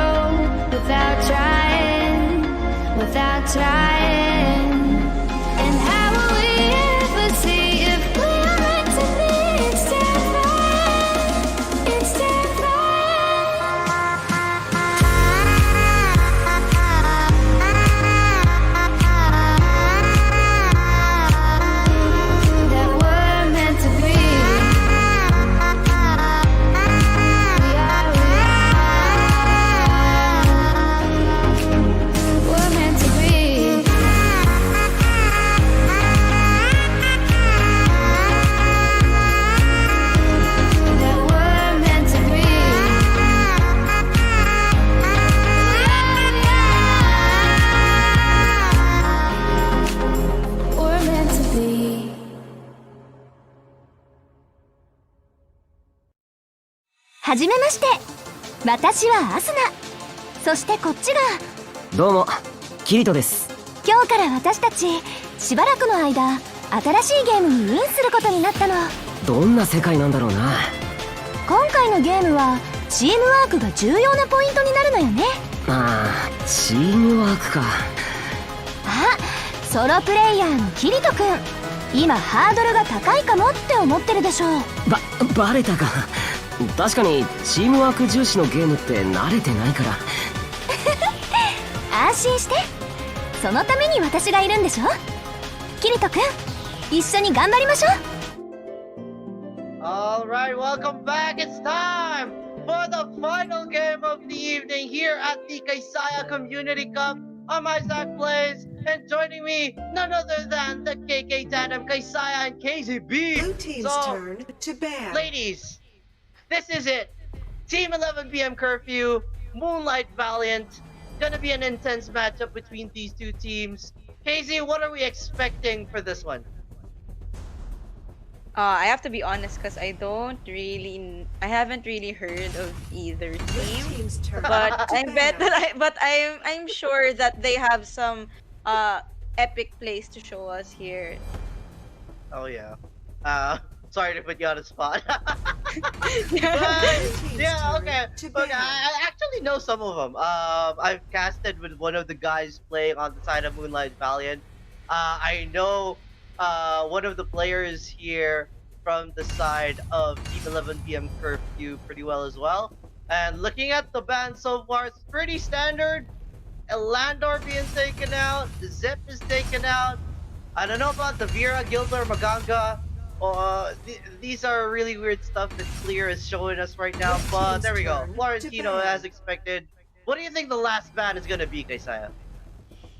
Well, we can still see Elandor being open, and we know how high damage and high survivability this hero can be, so it should be a next ban. It depends. There's a lot of open heroes. I mean, Kira, Pain. So I think the first two bans won't be enough for us to clearly say what we might already be expecting on the kind of plays that these heroes might pull off. But for the meantime, looks like they want to open a lot, so they're moving on an Alice. So yeah, Alice is gone. I actually did not expect an Alice ban. Red team's turn.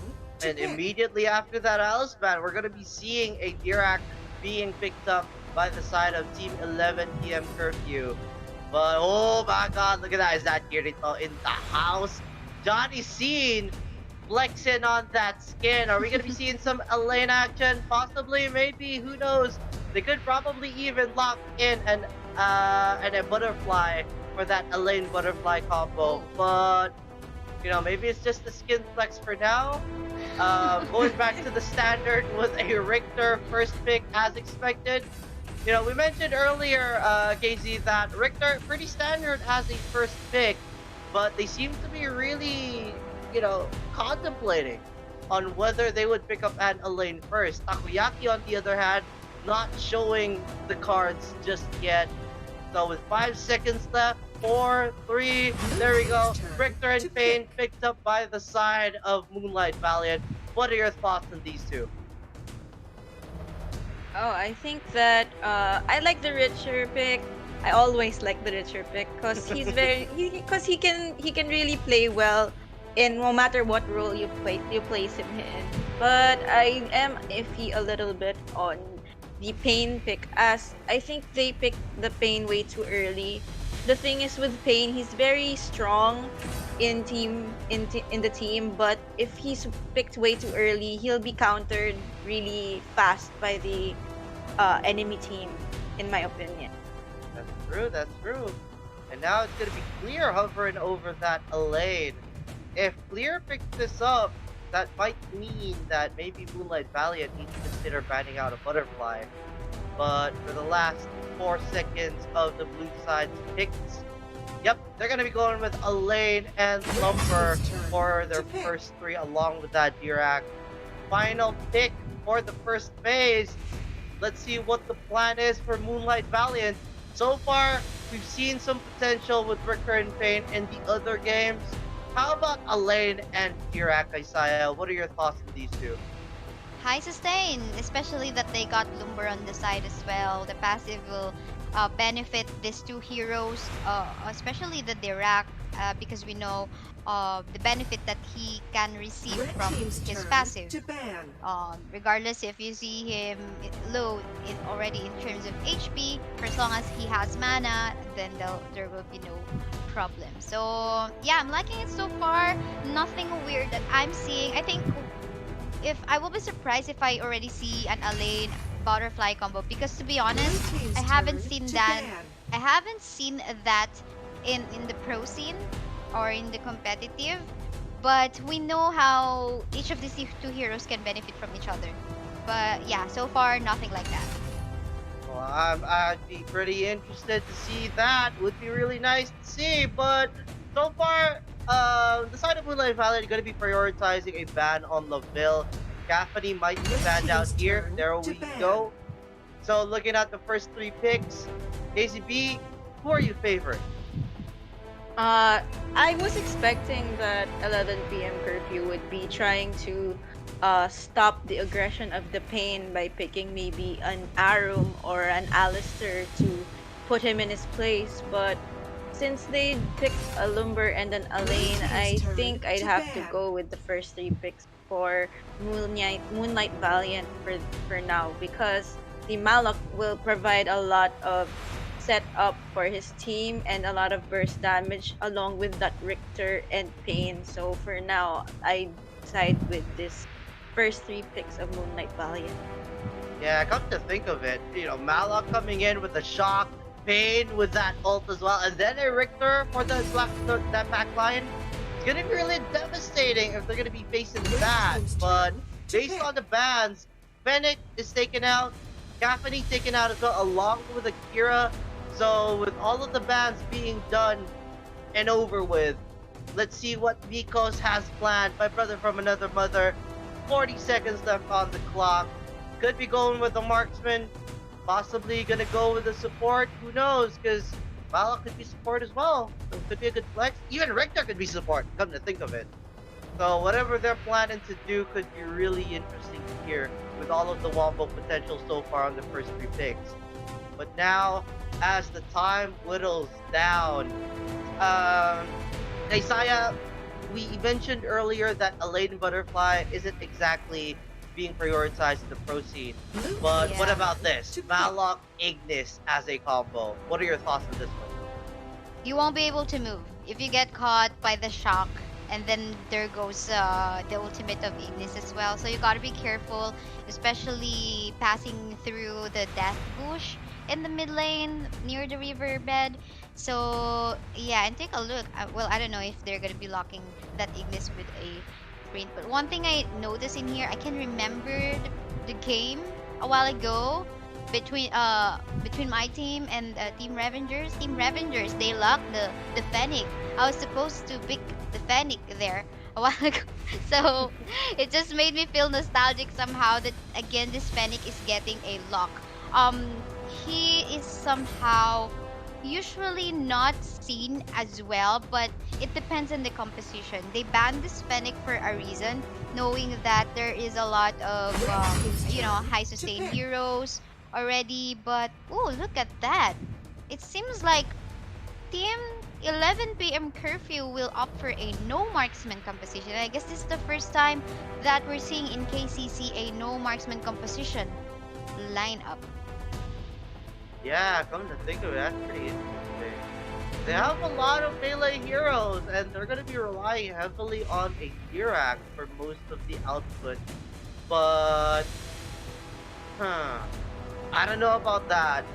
Could be very high risk, could be very high reward as well, depending on the outcome, depending on the execution.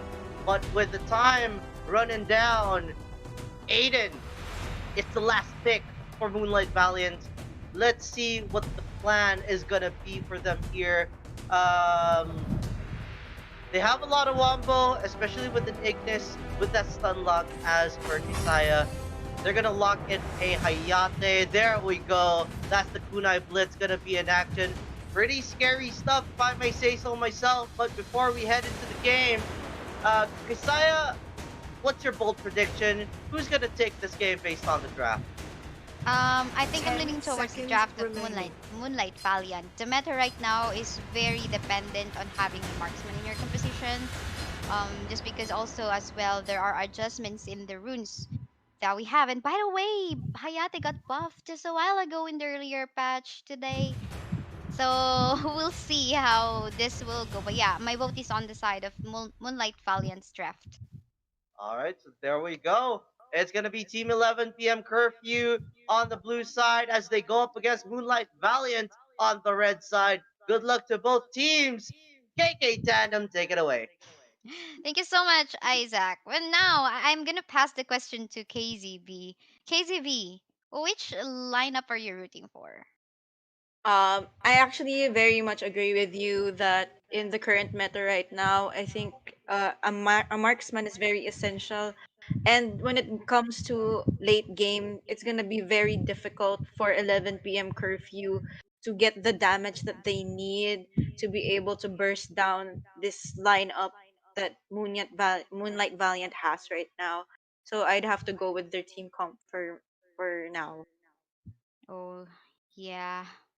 Now, who knows? Maybe Team 11 p.m. curfew might prove us wrong, so we don't know as of yet. And by the way, Hayate is a good counter to Malok, and they got it on both sides, so there's basically no one to counter the Malok unless that Quicknack got the damage that he needs already and if he will be able to free hit. But for the meantime, again, guys, this is the Kaisaya Community Cup Arena of Valor 2020. We are your shoutcasters. I'm Kaisaya, and with me is KazeeB. For the meantime, just a quick recap of the hero and player lineup for Team 11 p.m. Curfew. We have Queen on that Dirac, Clear on that Lubu, Garlic Mayo. Oh, that's well, that sounds so, yummy. I don't know. But yeah, lumber is there for garlic mayo, fish with that crackneck, and bucks for that Elaine. And for the Mercuritas side Lumbo. of and for the side of Moonlight Valiant, we have Tokoyaki as Ignis and Hayate is I am Heidenbush, and then Nikos Arena of for Valor. Malok, Johnny Scene for Richard, and we have 2 AZ for Aiden on that Kane. Get ready. Ah, let's see Minions if will be that pain is deployed gonna give in some 5 pain seconds. for Team 11 p.m. But yeah, there were no invades that we've seen so far. Everyone's playing conservatively, but Mikos is getting poked down. Look at that, his health right now it's half life. So any engages that was forced maybe by Team 11 p.m. in here might be dangerous for Team Moonlight of Valiant, No, sorry. yeah, actually, Moonlight Valiant was able to steal a small jungle creep in the early match, and that caused the Cricknack a little bit to be delayed. As if you check out the Cricknack and the Pain has more experience right now, but it's still early in the match, so I don't think it's that significant yet. Yeah, a lot of things can still happen.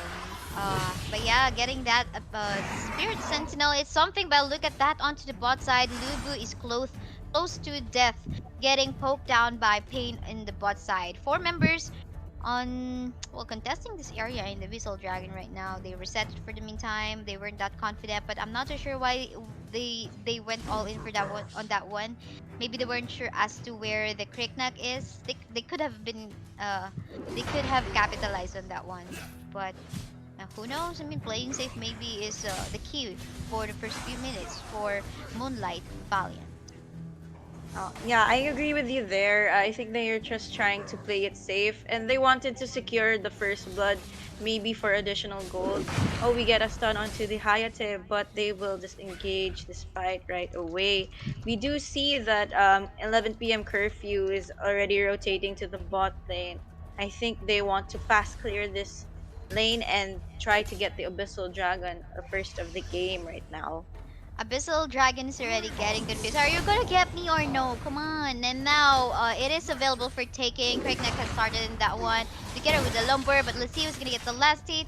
The punish is available, but there you go! Look at that jump coming up from the Malak. Plus, of course, the Ignis joined the team fight as well. Garlic Mayo allowed are able to go back away. Hayate will fall down thanks to that zone and creation of space coming out from Lubu when that garlic mayo, that lumber wasn't available to protect the rest of their members. So all in all, I actually did not expect that it's going to the side of, I mean, there will be an exchange coming from the side of Team 11 PM Curfew. But maybe I'll ask the question to you, KazeeB, which one is more beneficial, that dragon take or that casualty or that kill that Team 11 PM Curfew got? I always think it's gonna be the dragon because the dragon provides universal gold to all members rather than just one member who secures that kill. So I think that was better for Moonlight Valiant there, but it was also disadvantageous to them because the member they lost is the Hayate, and they really need that damage from him so that they can continue this aggressive play that that they need to do to win this fight. Now, look at that. Team 11 PM Curfew was able to catch up in terms of goal, but the team fight is happening onto the mid side. Everyone's just basically throwing out these skills. And look at that. Members on the team of Moonlight Valiant forced to back away. Mikos is all alone. Can he do anything against 3 members? I think he's just basically buying time. He knows that he is about to die, trying to get a chance of maybe getting 1 kill, but unfortunately no kill for you, my dear Mikos. You will have to fall down by trying to even get 1 kill against those 3 members. But for the meantime, onto the top side, Richter is trying to do some sneaky moves by trying to take down the inhibitor, or rather tier 1 shirt on the top side. A poke has happened, but for the meantime, I think it's just gonna be some back to chill mode moment. Yeah, I agree with you there. The Richter was able to try to give a little bit of damage onto the top tier tower here, but he wasn't successful in taking the first tower. We do see that the Pain has arrived here to give them backup, and they secure the kill onto the L lane. And I think they are going to make sure that this top tier goes down. Yeah, especially now that they got a minion wave, a set of minion waves in here, it's definitely gonna fall down. And there's no way from the for the members of Team 11 PM Curfew to make a defense on that one. But onto the bot side, this is a well-contested Abyssal Dragon created by the 3 members on the side of Moonlight Valiant. But a fight is happening onto the mid. Quinn trying to survive, but I'm not too sure if he will do so because Johnny's seen trying to poke and get him out. Crickneck is here. Fish trying to find the right target. Johnny's seen again. Will try to dash away. Mikos will fall down onto the hands of the Crickneck. And there you go. It all went onto the side of Team 11 PM Curfew. Again, Crickneck got the items that he needs already. Actually, he's not even that complete yet, but he is putting down the HP bar of that Malok. It doesn't matter how tanky you are, man. Crickneck will take you down. But meantime, KazeeB, what are we seeing onto the bot side?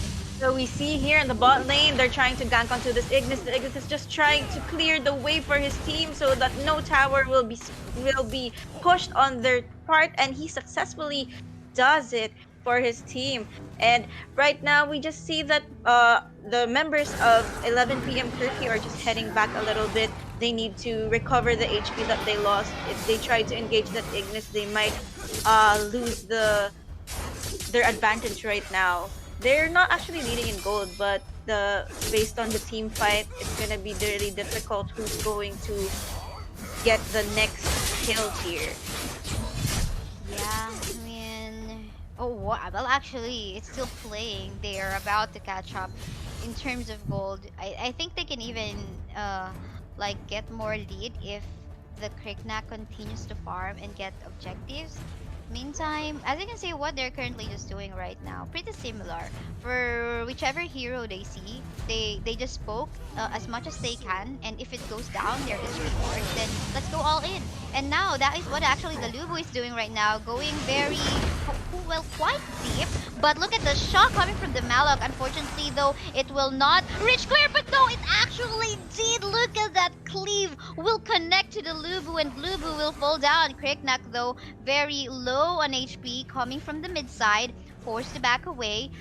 Takoyaki, that's very yummy, will go back to the base as well. Yeah, and for now, we do see that I think it was the Richer who was able to poke a lot of damage onto that Cricknock, causing him to head back to his base.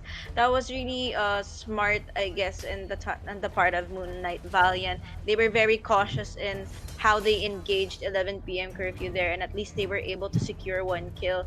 That Lubu has been making a lot of plays in this match for 11 p.m. curfew, and I'm not sure if they're going to try to burst down this Hayate, but I think he got the feeling from his team that the members of 11 p.m. curfew are here to gank onto our marksman here, but they have just disengaged the fight and have paid attention to this vision, and I think they're gonna try to lock in this mid tower, and they get a kill onto the Dirac, which is what they really needed. They get another kill onto the Lumber as well. We have all 5 members of Moonlight Valiant here engaging into the Cricknock very low. They have gotten the mid lane, but both their side laners are also pushing, but this is a tier 2 for Moonlight Valiant. And well, taking down mid turrets of your opponent, you'll find it good because that will give more space for you compared to taking the side lanes. But anyway, it was an exchange for 2 turrets on both the top and bot side. But for the meantime, Lubu needs to make sure he won't get picked up. Will the stun connect? Fortunately, he got the dash that he needs, but these are 3 members.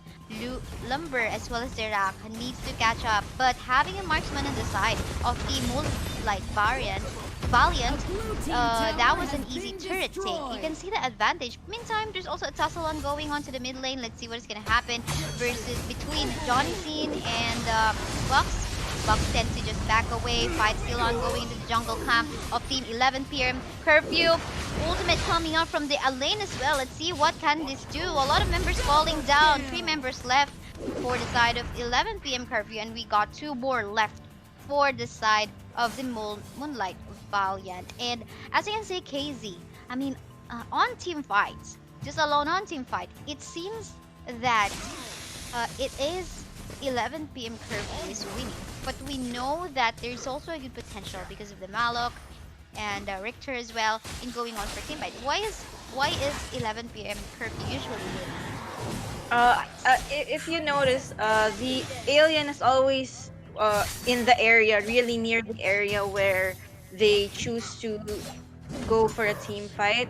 So it goes on to being like a 5v4 rather than a 4v4 for the side of Moonlight Valiant. I think that's why they always win their fights, because they have more people. Plus, I really think that the Lubu's really setting well for his team. He's doing a lot.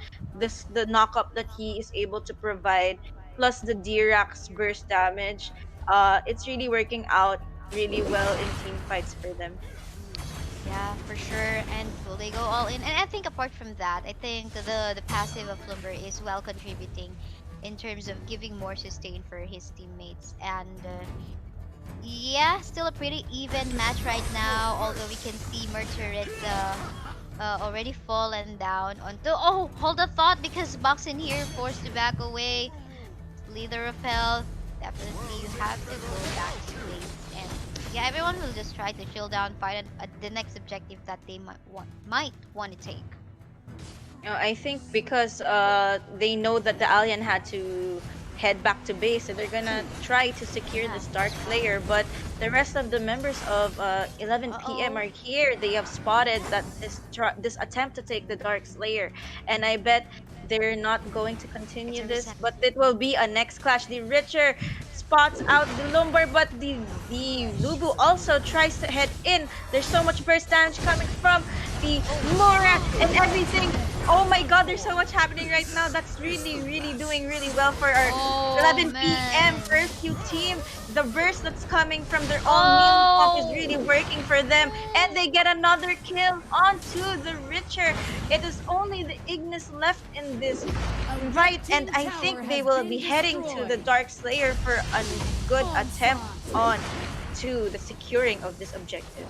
Yeah, they have to, because this is gonna be very important, knowing that the death timers aren't that heavy. Oh, fortunately though for Box, he wasn't able to steal that blue buff. But anyway, seems like there is something going wrong on the side of Moonlight Valiant whenever they engage into team fights.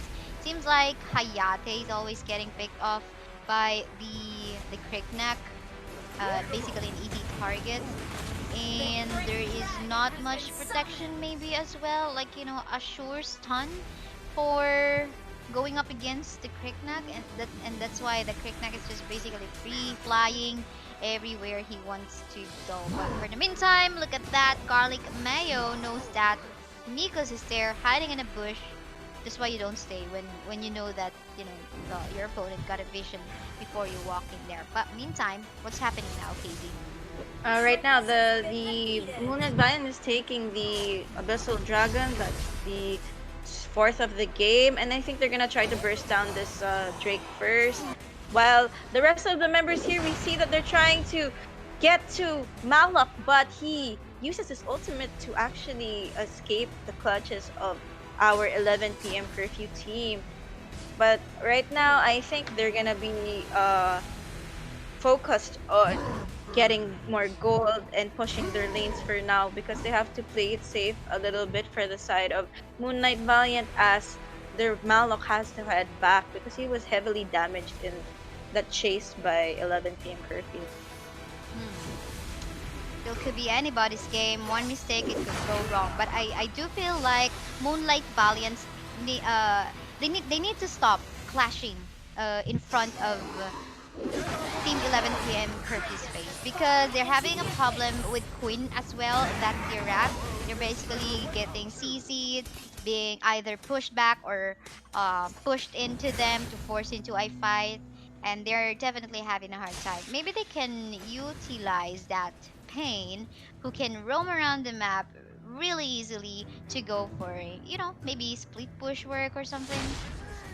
Yeah, but we see right now the 11 p.m. Curfew is really objective based right now. They are securing this Enraged Abyssal Dragon, and the Crickneck is able to secure the Dark Blessing, which will really be a very good thing for their team comp, because the Crickneck does a lot of the burst damage that they need to win their clashes right now. For sure. And look at that. Maybe this is the time wherein we can say, map control wise, it is now on the side of Team 11 p.m. Curfew, knowing that the Lubu can even travel up till tier 2 turret of the opponent on the bot side. But for the meantime, we can just be confident about doing that, because in here, quite not the tanky Malok.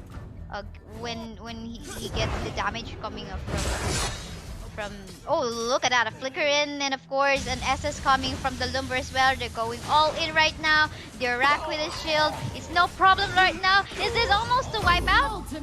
What? I think Wait, it's a where wipeout. The Richer was heading back because he was really low from the A lane, so he had to head back. And I don't know why the Pain tried to enter that team fight when the rest of his teammates were already very low. The Richer's just trying his best to clear the wave so that our 11 p.m. Curfew does not try to push, but he is unsuccessful. It's the burst damage coming from 11 p.m. Curfew is just too much. We have to wait 7 seconds, but I don't think they're gonna make it, because the team 11 p.m. Curfew will put the end into the game. 70-minute game time. Congratulations, you won that first round. Congrats, guys. That was really good. That was really good indeed. But I guess let's call on Izaq, please. Maybe he has something to say about this as well, because this is the first time that we see a team winning even without a marksman in their lineup. So I remember Kaisaya saying that, in the meta nowadays, you need a marksman, and then this team shows up. I'm impressed. If people think that marksmen are key in this meta and you prove people wrong, you're a team to beat. You were really impressive if that's the case. And Clear showing up 5-2 and 9 on a Lubu, 12.6, just like Fish was 6-1 and 8 on that Crickneck. So big factors, big setups, big team plays, all coming in from them. You know, Kaisaya, what went wrong for the side of Moonlight Valiant? What went wrong? Actually thinking about that. It's more of like it was so just right for team 11 p.m. Curfew utilizing their power into clashes. Maybe so for Moonlight Valiant, they keep on forcing the team fights to happen, or they're looking for the fights when they should have not. When they knew that many times they're losing the team fights, they should have stopped from there and just basically avoid any team fights that 11 p.m. Curfew is setting up. But that didn't happen, so I guess that speaks why they have lost. There we go. So, from a meta perspective, I agree with Kaisaya. You know, you have this kind of draft, you have the superior matchup, but in terms of execution, if you're not going to be able to avoid the fights, even if another team is playing off meta, if they execute better, they're going to come up with a win. So, congratulations to Team 11 p.m. Curfew going on to the next round. But for now, looks like that's going to be it for the KCC day number 3 for this evening. Again, before things come to a close, we'd like to thank the major sponsors for this evening. Going to be Garena AOV Indonesia, Richard Tyers from Scotland, and Srank Gaming. Thank you very much for the major sponsorship and the support here at the KCC. And of course, please wait, boys and girls, don't forget about the post later after this stream. We're going to be giving away 500 vouchers for you guys to enjoy for taking part and watching the stream for today. But with that being said, KK Tandem, KazeeB, Kaisaya, any last words before we end tonight's stream? Should it be me first or KazeeB? I'll go first. Go ahead. You should end it. So, guys, if you have the time, just like and share my page, fb.gg/KazeeB. And we should always support the AOV community that's joined the tournament and also watch all the action because that's what we have to do to keep our community alive. Yeah, that's it. There we go. How about you, Kaisaya? Yeah, I just want to thank first of all, of course, the people who are here right now. Izaq, Dexty, Silicon Peito, also of course all of the casters that participated right now for this day 3 of the KCC AOV event. I want to thank you all, of course, the sponsors who sponsored this event, and yeah, to the viewers supporting this event as well. So yeah, do wait for the announcement later on my Facebook page because we will be having one lucky winner of the 500 vouchers. Of course, that's coming from Garena AOV Indonesia. So for as long as I guess we prove that we are here, that we support the game that we love, we can have more community events like this, and do also get the support that we need from them. And yeah, basically that's all for me. Anyway, you're watching on my page right now. If not, and then I need to promote this. But yeah, thank you so much, guys. I guess we can put that day 3 in a wrap. I guess that's all. Maybe I'll just allow Izaq to close as our host for tonight. All right. Thank you very much, casters. And of course, thank you to all the viewers watching this wonderful, wonderful event. Tune in for day number 4. We're going to be having more AOV action, a whole lot more fun, and of course, possibly more prizes. Thank you again to the sponsors for tonight. This is Izaq Plays along with the KK Tandem signing off. We will see you on the next stream. Peace.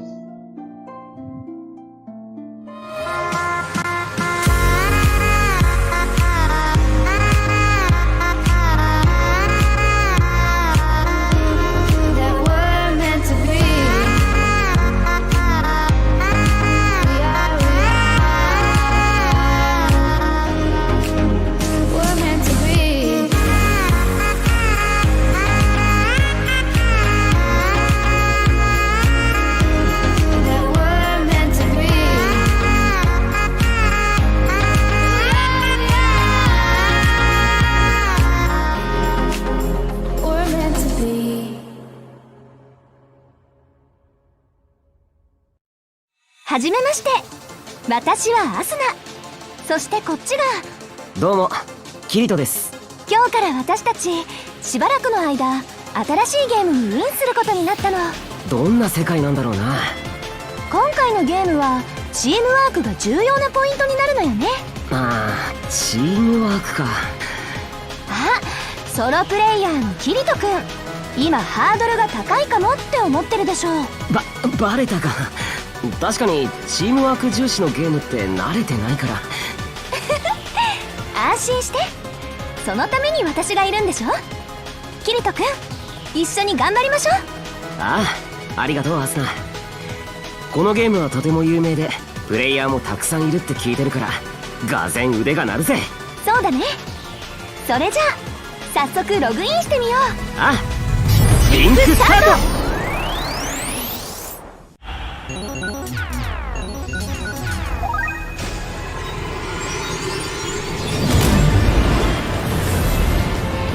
一緒に戦う仲間もいるよ。よし、行くぞ。